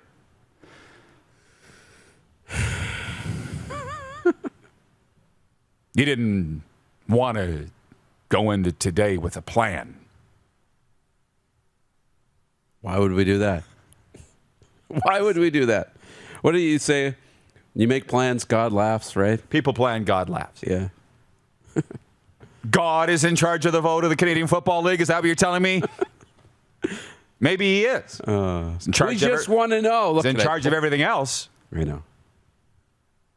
He's not in charge of this. Now, he's also given us free will. He's given these teams will to vote. From Nelson, our VP of Sim Events, he says, a watched pot never boils. So what are you saying, Nelson? To turn our attention away from the pot? Ray in the 6 is watching. Prairie Mobile text line, he writes in 306-840-8777. 2 things. Hi, Rod. The Jays were rolling yesterday. Looking forward to when George Springer returns. It'll be a potent lineup. just have to strengthen the pitching side, and then goes on to say, the CFL never ceases to amaze me. They go out of their way to frustrate fans. Where is the leadership in this league? I'm just reading it. I'm not commenting on it. From DG in Saskatoon, he says, morning, guys. I really enjoyed Game 1 of the Battle of Wilcox. Trotz and Eberle versus Cooper and Bolt's third-string goalie Christopher Gibson. Don't forget about the Tampa connection with LeCavalier and Richards. Both of them played at Notre Dame, don't you know? Today's word of the day is Holden in light of Game 1 of the Vegas Golden Knights Montreal series. Golden Knights feature D-man Nick Holden of St. Albert, Alberta. Well, of course, that's why we call them Canada's team. Hello? There are more Canadians playing for Vegas than Montreal. Well, of course. People should know I'm not just pulling it out of thin air. Thank you, Armando Moreno in Mexico. He says, per David William Naylor. Here we go. The breaking news.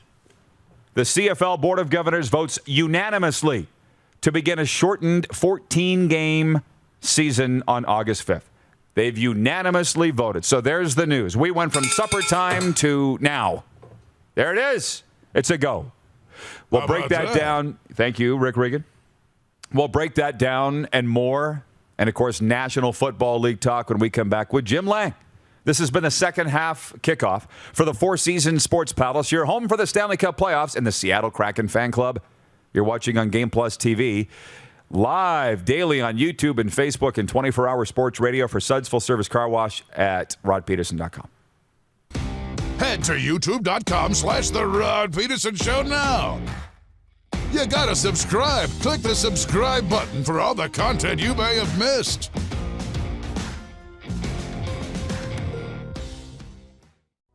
Comfort has always been something we as people strive for. It means that the places we live and work, and that the people we care most about, are able to go about their lives focusing on the things that matter. Our focus at FlameTech has remained the same for more than 20 years. Now more than ever, we need each other to support our local businesses. As an industry leader in combustion services, we are proud to attend to the needs of our communities and support the local economy. Universal Collision Center is Saskatchewan's premier auto body shop. Our extensive process ensures that every vehicle that comes through our state-of-the-art facilities is returned pre-accident condition, and that every UCC customer experience is an easy one. We're certified to repair all makes, all models, and all luxury brands, and Universal Auto Spa offers full-service detailing packages to suit you and your vehicle. Plus, we're the official body shop of your Saskatchewan Rough Riders. Universal Collision Center, 3910 Rochdale Boulevard and 2355 First Avenue in Regina. At Prairie Mobile, you can get the phone you want when you want. All smartphones are $0 every day. With convenient locations across Saskatchewan, Prairie Mobile, your SaskTel authorized dealer, has you covered. Visit us online at prairiemobile.com. We started Suds Car Wash in 2003. There's a bit of us in every part of the business. I've been working here since I was about 10 years old. Hard to believe it's been 12 years since. Our parents always taught us about the importance of quality of work and friendly service. And here at Suds Car Wash, we're a family-run business, so it's really important that our customers feel like family. From all of us at Suds Car Wash, we make your car shine.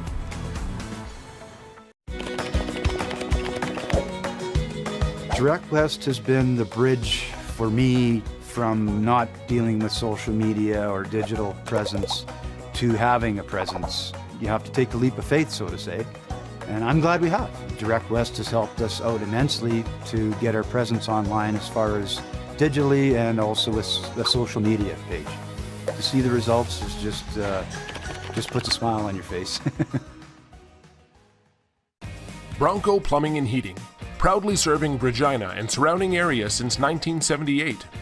We are excited to announce the new Bryant Furnace Trade-in Allowance Program. If you have a working Bryant furnace, 15 years old or less, you may be eligible to receive a new furnace at a discounted rate. If you'd like to take advantage of the Bryant Trade-in Program, or to hear how we can help improve your home, give us a call today at 306-781-2090. Here's how your business can be a part of Canada's fastest growing sports talk show. All you have to do is contact us, and we will tell you all about the dynamic and exciting marketing opportunities we have, utilizing a fully integrated 360-degree multi-platform. Imagine your business seen and heard across Canada on Game Plus TV and around the world on the Rod Pedersen Digital Network.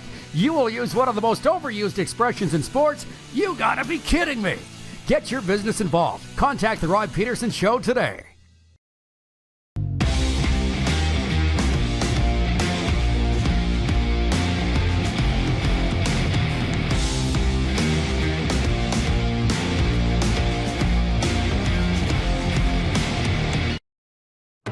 Laid back and kicking it, let's head back to the studio. Here's Rod. Welcome back, everybody. We are live on Game Plus Television, coast to coast, across all 10 provinces, and live in 31 states in America. By the way, happy Flag Day to our American friends. We do have breaking news from the Canadian Football League. I've just received all the notifications. The CFL Board of Governors has unanimously voted to kick off August the 5th. But we were forewarned this was going to be coming down by TSN's Dave Naylor last week, so I think we were all prepared for it. And from the information that I've received since then to now, it's more of a, we're going ahead. Players are going to start showing up. We're open in training camp. We're going to kick off August 5th. Whether they finish or not is another story. And that's through no fault of their own, through health and safety protocols, which remain in place, the testing and so forth. They may not finish. Other teams have been delayed. NFL, NHL. Could very well happen with the CFL, too. It could. But at least they're moving ahead with it. So for that sake, I'm proud of them. They're doing what's best for the league. They're doing what's best for the game. They're doing what's best for their players and staff. They're moving ahead. That's all that I've been trying to get them to do for over a year. And I'd have been stunned if any teams continued to not want to play for 2 straight years. So bravo to the CFL Board of Governors. There are still many, however, that are of the mindset, I'll believe it when I see it when they're on the field and they do actually kick off. I'm still kind of in that camp. But for today, the CFL Board of Governors did the right thing. They voted the right way. So bravo to them. Let's bring in our NFL insider, Canada's foremost NFL expert, Jim Lang. And before we do get to the 4-down league, hey, Jimbo, don't know how much you've been, well, you're a sports guy, so you've been following this CFL stuff. So what do you think of this news today? Oh, hi, Rod. Hi, guys. The big thing is there was an announcement about 2 hours ago from Lisa McLeod, who's the Minister of Sport for the province under Doug Ford. And she laid out what she called a groundwork and a blueprint to bring sports back to Ontario. And that's AAA hockey, high school sports, university sports, pro sports. Because up until now, all the pro sports teams have been vagabonds in the Ontario area. They've been basically kicked out, save for the Leafs and the Sens. So now there's a possibility the Blue Jays could play some home games at Rogers Centre before the end of the year. Maybe without fans, but at least they're home. Maybe there's members of the Blue Jays organizations never seen Toronto. They've been in Buffalo or Tampa the whole time. And now if you're the CFL, you can play games in Ottawa, play games in Hamilton, play games in Toronto. Now, as far as how many fans are allowed in each of the respective stadiums, that'll be, as you just mentioned, Rod, up to health protocols. But in Ontario, I just had my second vaccine Friday, and originally it was supposed to be late July.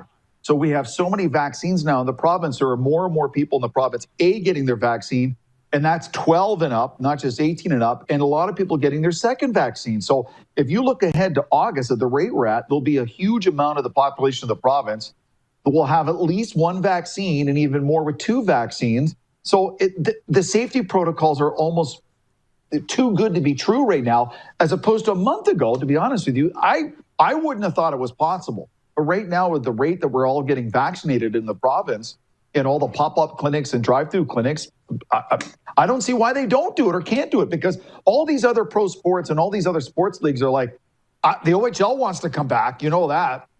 High school sports was wiped out. They want to come back. They all want to get back to playing sports. Before we delve into the NFL, my guy Jack Bailey's watching in Ottawa. I was on his podcast yesterday. Love this kid. And he says MLB just announced that Vladdy Jr. is leading the MLB in all-star votes. And that's saying something. That's saying a lot, Jim. Do you remember a year where a Blue Jay led in all-star votes ever? maybe Robbie Alomar at his peak for his position. Now, not overall, but in his position at second base in the American League is the last time I remember, Rod. But this is the frustration for Jays fans. They didn't just beat the Red Sox. They set a record, the most home runs hit by an opposing team at Fenway ever yesterday. And they can't play in Toronto. So it's been tough for the Blue Jays organization, who are doing everything possible. So this announcement by Lisa McLeod and the Ontario government, you're seeing the groundwork for the CFL, for Major League Baseball and the Blue Jays, for junior hockey, for high school sports to get back to actually playing in the province. And I think that's probably helped spur along the Canadian Football League. But as far as Vladimir Guerrero Jr., he's better than I ever thought. And at one time, I wasn't really convinced what Shapiro and Atkins were building and what they were doing and their direction. But I'll be the first to admit, the proof is there. And their best player is George Springer, and he's been hurt all year. They scored 18 runs in Fenway without their best player. Now, if I'm the rest of the American League and the way Vladdy's hitting and they're about to add George Springer to the lineup, I'd be a little concerned. And it's an exciting team, a young team. And really, the way Shapiro and Atkins have constructed the team, if you look at some of the players like Biggio and Bichette and Vladdy, they're set up for 6-7 years. And unless they decide to go somewhere else for huge money, as long as they can keep them going, you've got a nucleus of players, young players, exciting players. The fan base here is so desperate to see them in the GTA. They're so excited for this team in Vladdy. Once fans come back, even if it's, say, 5,000 at Rogers Center, it'll probably sound like 50,000 because people want to see them so badly. I really only have two big NFL things to get with you. Julio Jones, obviously one, but before that, the Packers president, Mark Murphy, comes out over the weekend and says Aaron Rodgers is a complicated fella. This after Mark Murphy said neither side should be talking right now because this is such a highly delicate situation. And then he says that. And I think if Aaron Rodgers never wears green and gold again, Mark Murphy can look in the mirror and thank himself. What do you think about this saga? It's been a while in the making. Not just people. It's not to the offseason. I think it goes back a couple of years. And so then they draft Jordan Love. So they have Jordan Love and Blake Bortles as their QB2, QB3 this year. And Aaron Rodgers, I think, looks around the league and sees other veteran quarterbacks of his status, like a Tom Brady, who are involved in the bigger picture. Coaching and management would approach Tom Brady in Tampa Bay, say, hey, we are looking at signing Darren DuPont, that hard-hitting free safety from Moose Jaw. What do you think? Or, you know what I mean? But Aaron feels like he's not involved in anything. People are drafted and signed, and he doesn't know anything about it. And now that's the team's prerogative. They don't have to tell him he's a player, go play. But the upper echelon of the National Football League, the real veteran quarterbacks, the real leaders that you look around the league are involved in those decisions. Even if they're not asked, should I do it? They're told about it. Hey, we are going to do this. And I think it's gotten so far, the chasm between management and ownership and the coaching staff and the Packers and Aaron Rodgers, and I'm not blaming anyone. It's just, I don't know how they can repair it. And I look at Denver and I look at Houston, but especially Denver. Are you going into the season in the Broncos against the Chiefs in your division with Drew Lock and Teddy Bridgewater? What would you give if you're the Broncos organization to get Aaron Rodgers? I mean, that's the kind of quarterback that can make a difference in the AFC West. And what could be the return for the Green Bay Packers? You know, because it's the NFC North won't be an easy division at all. And there's a lot of talent there. And the fact that there's been lots of changes, especially with the Bears and the Lions, I don't know. But I tell you one thing, this is a bad situation. And even if he shows up at the camp, does he show up to camp? What's his attitude? Does he even bother showing up for the first couple of weeks of camps? Because for the Packers, they will report to camp July 29th. And there's still a lot to be decided between then and now, or now and then, for the Packers and for Aaron Rodgers. It looks like an untenable situation. And I just don't see it repairing itself because Aaron just seems really dissatisfied with everything going on above him in the Packers organization. And this doesn't help. We got about 5 minutes left. I'll try to get to the viewer questions, as many as I can. But Julio Jones blurts it out on Undisputed with Shannon Sharp that he wants out of Atlanta. He gets it. He's now a Tennessee Titan. What was your take on that whole saga and his fit now in Tennessee? It's a great fit. I mean, a receiver going to a team with the best running back in the league. So if you're a receiver of Julio Jones caliber, you're facing defensive backs who can't just think pass only. You can't think like that. Derrick Henry will run for 200 if you're always dropping back in deep coverage to deal with Julio Jones. So that's a nightmare for a lot of teams that have to face the Titans. You have to find a way to stop Derrick Henry because he's still that good. He's a 1,800 to 2,000 yard a year running back. When those kind of running backs just don't exist anymore in the NFL, but then you have to cover Julio Jones and the rest of the receivers. So this is a great fit for the Titans. And as far as how he left Atlanta, this is the new norm in sports. Players, they don't mind going on with Rod Pedersen or, Shannon Sharp or whomever and making. So I'm not happy. I'm leaving. And gone are the days we did that stuff in private. This is just the way it is. Yeah, absolutely. Ryan in New York says, question for Jim. Deshaun Watson trade talks have seemed to fallen off the map with the Aaron Rodgers news. Does Watson get traded before camp now that June 1st has passed? It's a great question. So think about this if you're trading for Deshaun Watson. You're also, the Deshaun Watson allegations have not been resolved. You can't discount that. You can't ignore that if your team potentially trading for Deshaun Watson. He may be in court first half of the season dealing with all these allegations and accusations and his legal battles. And so what would you rather have? What's the bigger upside right now, Aaron Rodgers or Deshaun Watson? And there's nothing against Deshaun Watson, the quarterback, but a team can't ignore the off the field allegations and cloud hanging over Deshaun Watson when you go to try to make an acquisition, giving up players and draft picks on a player that may be suspended, maybe in legal trouble. I don't know. That's a real question mark around Deshaun Watson for sure. What else has got your interest in the National Football League here with mini camps at hand? It's a little bit different this year, just so you know, for people who don't realize it's a 17-week regular season that wraps up January 9th, which is a week later than what we're used to in the NFL. So February 13th, Super Bowl.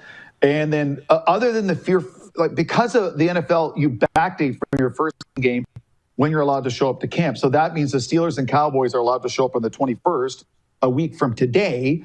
And then a few days later, the Buccaneers show up. And then on the 29th, all the other teams are going to report to camp at the same time. And they've never done that in the NFL before. So that's something really new. August 17th will be the first round of cuts. And then Sunday, September 12th is week one. And for a lot of people in the States, I have family and friends there. It's like to them, COVID's over. It doesn't exist anymore. So there are going to be a lot of stadiums in the NFL with their close to or at capacity crowds, which is still, for me here in Ontario, I'm watching the Islanders and watching Vegas going, how come we can't have fans? They still look like they're having a lot of fun. I miss going to sporting events. Yeah, well, you must have tapped my phone all weekend. Conversations I was having with people in sports. Did you call Argo games when Arlen Bruce played for the Boatmen? I did. I actually not calling them. I was reporting on them. And I love the guy. Absolutely love the guy. Wow. He's a great person and a great player. I ask because he's watching and he's written in and he says, so our NFL team is going to be like the NBA and build a super team to compete for a championship?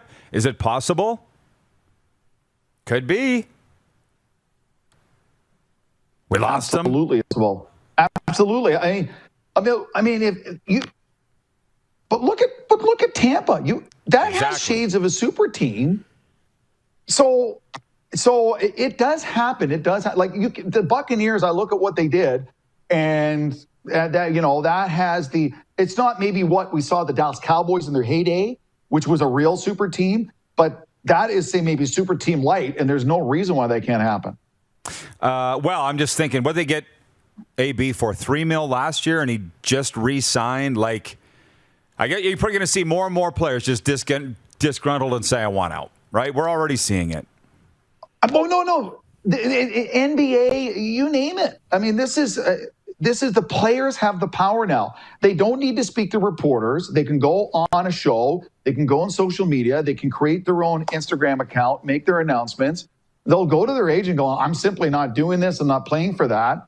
And because think about back in the day when a player made 80, 100, 150,000, well, they can't really afford to do that. But coming off a contract that made 15, 20, 30 million, yeah, they can afford to do that. And they don't have to do something. They'll do what they want to do, what's best for them. They will create the story, create the narrative, and not have someone else do it for them. Wonderful visit, Jim, as always. Thanks for this. And we'll chat sooner than later. NFL season's coming. CFL even sooner than that. So it's all good around here.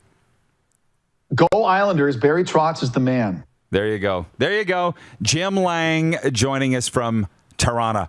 And speaking of that, there's a lot of topics on the table, Darren. As you know, this is the Golden Corral of sports talk. Oh, yeah. A lot. Somebody help me. Hockey coach watching in Alberta right now.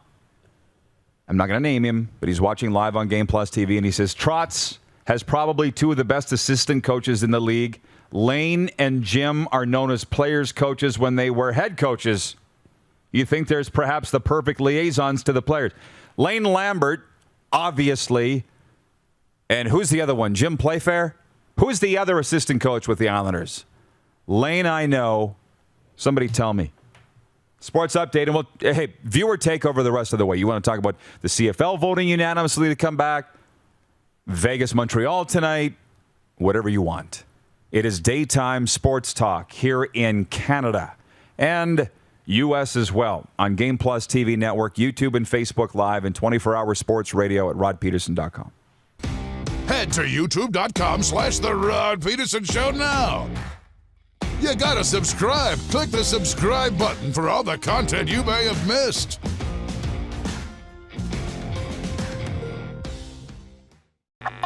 Does this look familiar? Your fans deserve an incredible arena experience. It's time for an upgrade. Stunning graphics. Revenue opportunities are just the beginning with our in-venue display systems and scoring technology. Let us help you find the best solution for your facility. DDG, always delivering the best fan experience.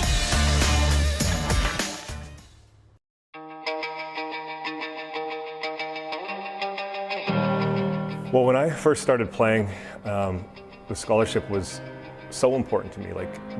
I was working 2 jobs. I was working at a gas station, and I used to actually line the field for the team to get paid just to make some extra money.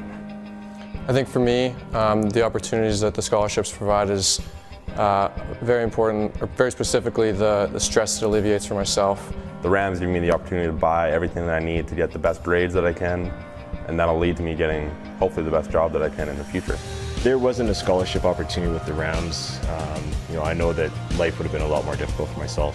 I'm not too sure exactly how much longer I would have been able to play beyond my first year. But the opportunity that they provided for me to go through school with the financial support and with the opportunity to continue to play football, now that I look back on it, was the most important thing in my life. Nestled in the scenic Qu'Appelle Valley, just 20 minutes northwest of Regina, is one of the finest golf courses in all of Saskatchewan, the Deer Valley Golf Club. The clubhouse has a full-service restaurant, and customers can enjoy a casual dining experience with spectacular views of the golf course and valley. A fully stocked golf shop, staffed by PGA of Canada professionals, is equipped to meet all of your golf apparel and equipment needs. Book your tee time, family event, or corporate tournament today at the Deer Valley Golf Club. Call 306-731-1445. Is it time to take your event online? Bring it to IKS Live. We've got a fully customized virtual event platform with remote guest support for your next fundraiser, talk show, conference, performance, and more. IKS Live offers live streaming to Facebook Live and YouTube and pre-recorded capabilities, both in our studio with green screen available and on location with pre-production and post-production services. Visit us at ikslive.ca. Rockstar Supply Chain Solutions is Saskatchewan's only full-service supply chain company. Strategic sourcing, PO creation, and order expediting, VMI and vending solutions, and free delivery are just a few of the supply chain services we provide. If your company needs it, Rockstar Supply Chain Solutions can get it for you. Price, quality, service, Rockstar Supply Chain Solution is helping Saskatchewan companies buy better. We started Suds Car Wash in 2003. There's a bit of us in every part of the business. I've been working here since I was about 10 years old. Hard to believe it's been 12 years since. Our parents always taught us about the importance of quality of work and friendly service. And here at Suds Car Wash, we're a family-run business, so it's really important that our customers feel like family. From all of us at Suds Car Wash, we make your car shine. Oh, yeah, he's back. Time for more of the Rod Pedersen Show. Welcome back, everybody. Something to take care of just before the sports update here. The University of Regina Rams are hosting their annual 50-50 online, and it's open to all of Saskatchewan ages 19 and over. To enter the draw, all you have to do is go to reginaRams5050.com. The draw date is June 18th. The jackpot now close to $20,000. The U of R Rams are a self-funded football program, and they don't have rider games at the moment to sell their 50-50, which accounts for, it's their number one fundraiser. So can you please help them out ahead of the I was going to say the draft, ahead of the, what do you call it? Draw? The draw. Later this week, ReginaRams5050.com. Please help out the program. So sports update today. Here it is. The CFL is going ahead with its 2021 season. The league's Board of Governors voted unanimously this morning in favor of an amended collective bargaining agreement and starting the 21 campaign August 5th. CFL, of course, did not play in 2020 due to COVID. The league unveiled plans in November for a full 18-game season that was to have started in June, later pushed it back to August, reduced the number of games to 14, and the Grey Cup was also pushed back from November 21st to December 12th in Hamilton. So that's the big breaking news today. We'll spend the rest of the show breaking it down. Thanks to all of you people who wrote in and said that assistant coach of the Islanders, whose name I couldn't find, is Jim Hiller, the Pittsburgh Penguins great. And I had several of his cards. Lane Lambert, I knew, not Jim Hiller. Playing in a packed building is unfamiliar territory for the Canadiens this year, but that's exactly what Montreal is up against tonight in Game 1 of their Stanley Cup semifinal against the Vegas Golden Knights. Roughly 18,000 fans will be filling T-Mobile Arena tonight, the Fortress, for the start of the best-of-7. The Blue Jays offense is in high gear, and they'll look to keep it going at Fenway tonight. The Jays hit 8 home runs in an 18-4 dismantling of the Boston Red Sox Sunday. A shabackling, as Henry Burris would call it. Mm-hmm. They hit 5 homers in a 7-2 win the day before. Alek Manoah getting the ball tonight for Toronto. There are 2 Game 4s in the NBA tonight. The 76ers have won 2 in a row. They'll look to take a 3-1 series lead over the Atlanta Hawks. Meanwhile, the Clippers are trying to even their series with the Utah Jazz at 2 games each after dropping the first 2 on the road. This sports update for dubnetwork.ca, your number one source for Western Hockey League breaking news and analysis. Visit today, dubnetwork.ca. And for Ben Cahoon's G2G protein bars, now with 8 amazing flavors, including almond mocha is not my favorite. That's the new one. Okay. My favorite is the coconut almond. RP Show viewers get 20% off with the promo code RP Show. Order yours now at g2gbars.ca. And if I may, there's a lot of real freshly groomed men on the streets using Manscaped 4.0, the Lawnmower 4.0. How about that? How about that? Oh, yeah. They're very happy with RP Show viewers for taking care of business. Yeah, they really are. With their product. What's the promo code? RP20. Right, to get 20% off the order at Manscaped, RP20 is the promo code. But we're getting Snapchats and photos and stuff sent in of the package arriving. And that's it. I don't need to see your photos of any manscaping stuff. Yeah, no photos. Just the fact that you ordered is all I need. Keep them to yourself. So stop sending photos. Very nice words from Arlen Bruce III. Writes in and says, Rod, you can talk about whatever you want. People will listen. I don't know about that, but it sure is nice of you to say, Arlen. Sean Walters on Facebook watching says, Lions football is back. Good luck tonight, Rod. Habs in 6, hopefully. Why are you wishing me good luck for the Golden Knights if you pick Montreal to win in 6? You don't really mean good luck then. No, you do I'm not. sorry. No, you don't. I'm sorry. I appreciate the sportsmanship. But you don't really mean it. You don't really mean it. We're going to face off next segment on will the CFL get to August 5th and kick off. I don't know. There seems to be a lot of conjecture over today's announcement. This is a good news day. More than even going into today, there was a lot of conjecture that it would not be unanimous. It's a pretty big deal that all 9 teams voted to kick off on August the 5th. Oh, yeah. It's a huge deal. They're all on the same page here. Hopefully. Maybe some are reluctant to vote, but it's unanimous. It's the best case scenario right now for the CFL. I feel like facing off now, but we don't have time. Let me read my NFL report, okay? And then we'll break, and then we'll come back for overtime and the face-off. All right. Odell Beckham Jr.'s knee looks fine for football. His softball swing needs a work. However, the Browns wide receiver who suffered a season-ending knee injury last season took part Saturday in teammate Jarvis Landry's charity softball event, which drew 7,000 fans and included Cleveland Stars Myles Garrett and Baker Mayfield, as well as Kansas City All-Pro tight end Travis Kelce.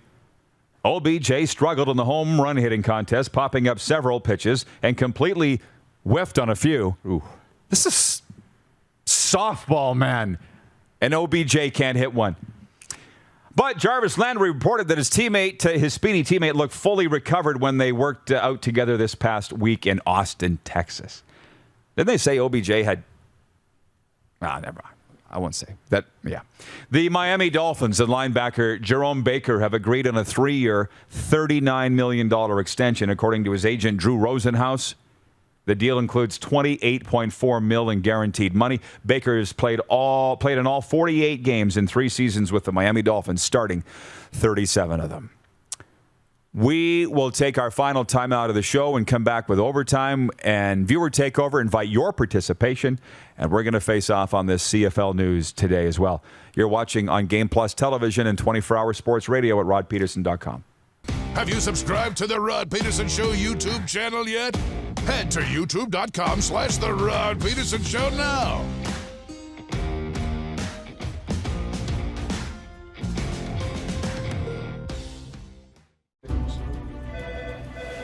Stars, you're dispatched to a scene call.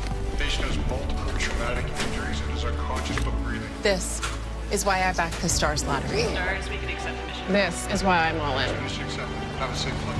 The prizes are great. The cause is critical. Stars Lottery, the lottery on a mission. Get your early bird tickets by June 24th for a chance to win a truck, trailer, toys, and cash. Buy yours at starslottery.ca or 1-844-STARS-SK. People donate blood for moments like this. But there are lots of reasons why Canada's Lifeline needs donors every day. Like the fact that someone with leukemia can need up to 8 units of blood a week. Or that donated blood lasts no longer than 42 days. Or to help new moms and babies, like Henry. There's lots of reasons to donate blood. That's why we need donors every day. The need for blood is constant. Join Toyota and our Toyota dealers in supporting Canada's Lifeline. Direct West has been the bridge for me from not dealing with social media or digital presence to having a presence. You have to take the leap of faith, so to say, and I'm glad we have. Direct West has helped us out immensely to get our presence online as far as digitally and also with the social media page. To see the results is just puts a smile on your face. Comfort has always been something we as people strive for. It means that the places we live and work, and that the people we care most about, are able to go about their lives focusing on the things that matter. Our focus at FlameTech has remained the same for more than 20 years. Now more than ever, we need each other to support our local businesses. As an industry leader in combustion services, we are proud to attend to the needs of our communities and support the local economy. Bronco Plumbing and Heating, proudly serving Regina and surrounding areas since 1978. We are excited to announce the new Bryant Furnace Trade-in Allowance Program. If you have a working Bryant furnace, 15 years old or less, you may be eligible to receive a new furnace at a discounted rate. If you'd like to take advantage of the Bryant Trade-in Program, or to hear how we can help improve your home, give us a call today at 306-781-2090. At Capital GMC, we don't just sell vehicles, we buy them too. You know how we always have such a big inventory with an amazing selection? That's because we buy all makes, all models, and all years. We're going to give you the best price every time. And you don't even have to buy from us. All you have to do is visit us online or in-store, answer a few questions about your vehicle, and we'll get you a great offer. We'll even cut you a check on the same day. So save yourself the hassles of selling privately and sell it to us. Because at Capital GMC, we'll buy it. Business owners and marketers. Okay, we know you think we're pretty cool. That's why we want you to share in the coolness factor. Partner with the Rod Pedersen Show and market your business every weekday to sports lovers just like yourself. Take advantage of our many cost-effective commercial and promotional opportunities. Tell the world about your business. Yes, the world. Thanks to Game Plus TV and the Rod Pedersen Digital Network. Contact us today and find out how you can be a part of Canada's fastest-growing sports talk show, The Rod Pedersen Show. You got something to say? You want to add to the show? What are you waiting for? Don't just sit there. Say something. Now, back to the studio with Rod. Welcome back for overtime, everybody. I feel like some friendships are going to be temporarily destroyed in this Montreal-Vegas series. Brady, John the Habs fan. Like, I don't want to engage. What do we say about Habs fans? They're annoying. Saying that for a while. It's going to be fun. It's going to be amazing. It's just I'm going to bite my lip. Okay, that's what I'm going to do. All right. The CFL news today is that the Board of Governors has unanimously voted to kick off this season on August 5th. I almost feel like the wording of it should be they've unanimously voted to attempt to kick off on August the 5th. And I don't say that lightly. I don't say that facetiously. There's a lot of risk here. They've made the decision to pay the money to play, and I'm very excited for them and proud of them. It's just there's a lot of moving parts. You know, the crowd capacities haven't been dictated yet. Right. You know, and with the testing, there's like I've been subject, you were in the bubble too, with certain things that would allow us into the venue. I've had the temperature shot, the questionnaire. I don't know if they're going to do the NFL Q-tip down the nose thing, but the testing's still part of it. I wrote on the weekend in my column about I didn't specifically say what the health and safety protocols are, but they're kind of ridiculous to me. Similar to NHL coaches still having to wear a mask when the fans don't. What the hell's that all about? You know, like a lot of it doesn't make sense of what they're being forced to do. And you've got a lot of young men, a lot that aren't vaccinated that are coming to the training camps here. There's a lot of risk. But for today, it's bravo to the CFL Board of Governors. This was the hurdle. The players last week agreeing to play, that was not a hurdle. Like, you understand what I was saying with that, right? Oh, They yeah. were going to play no matter what. This today's a hurdle. Still a lot of hurdles. That's all. Our what did you call it? Face-off. Our face-off today for the Ultimate Fan Zone. And this is always so darn much fun. And the Mad Greek and Moose Jaw, we're going to face off on who's going to win the Grey Cup in 2021. We let it out of the bag earlier. I said the Hamilton Tiger Cats because I was on Jack Bailey's podcast in Ottawa yesterday, and I predicted it. He held my feet to the fire. And I said the Hamilton Tiger Cats will win their first Grey Cup since 1999. How about that? You don't agree. I don't. I think the Toronto Argonauts are winning the Grey Cup. Whoa! How about that? I really do. And I had to bring it up because there's just so many guys that they've added. But really, Nick Arbuckle and McLeod Bethel-Thompson, the two quarterbacks. And if you want to, throw Pipkin into there too as the third-string quarterback, they'll only go as far as those guys take them. But they are capable. But look at the receiving group. I mean, Deshawn Brissett. Yeah, Jawan Breskison, Martavis Bryant, Tavares Daniels. I know you can't give everybody the football, but Terrell Singfield, Eric Rogers, Kendall Wright, it goes on.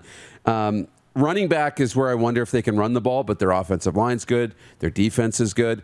I don't know if Odell Willis is the same player he was, but Charleston Hughes anchoring that defensive line too. The Argos are for real, man. They're for real. He's saying the Argos are going to win the Grey Cup, the Coupe de Grey. I say it'll be the Hamilton Tiger Cats. We'll know in 6 months' time. How about that?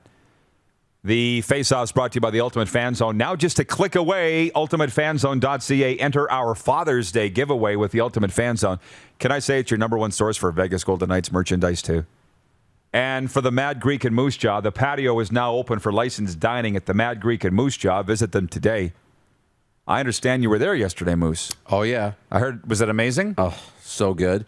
And so good. So good. And I've even got a few leftover ribs for lunch today. They're in the fridge. Come on. So with the yellowy sauce? Oh, yeah. The Greek sauce? Oh, yeah. That is like golden sauce. It is unbelievable. So had to order some takeout, and saw the patio looks great. So it was a must every time in Moose Jaw. It's all deadly, said Fredley from Sedley. How about that? Speaking of Greeks, Sammy G is watching down in Orlando. He says, not enough balls to go around. Listen, Sammy, you're a football guy. You know the answer to that. That's a great problem to have. Imagine not having enough talent. That's when your shorts get tight. Right? Yeah, it is. I never heard that one before. I just made it up. That's pretty good. It's too late for me to send this. You know what? I'm going to send this photo to the boys in the back.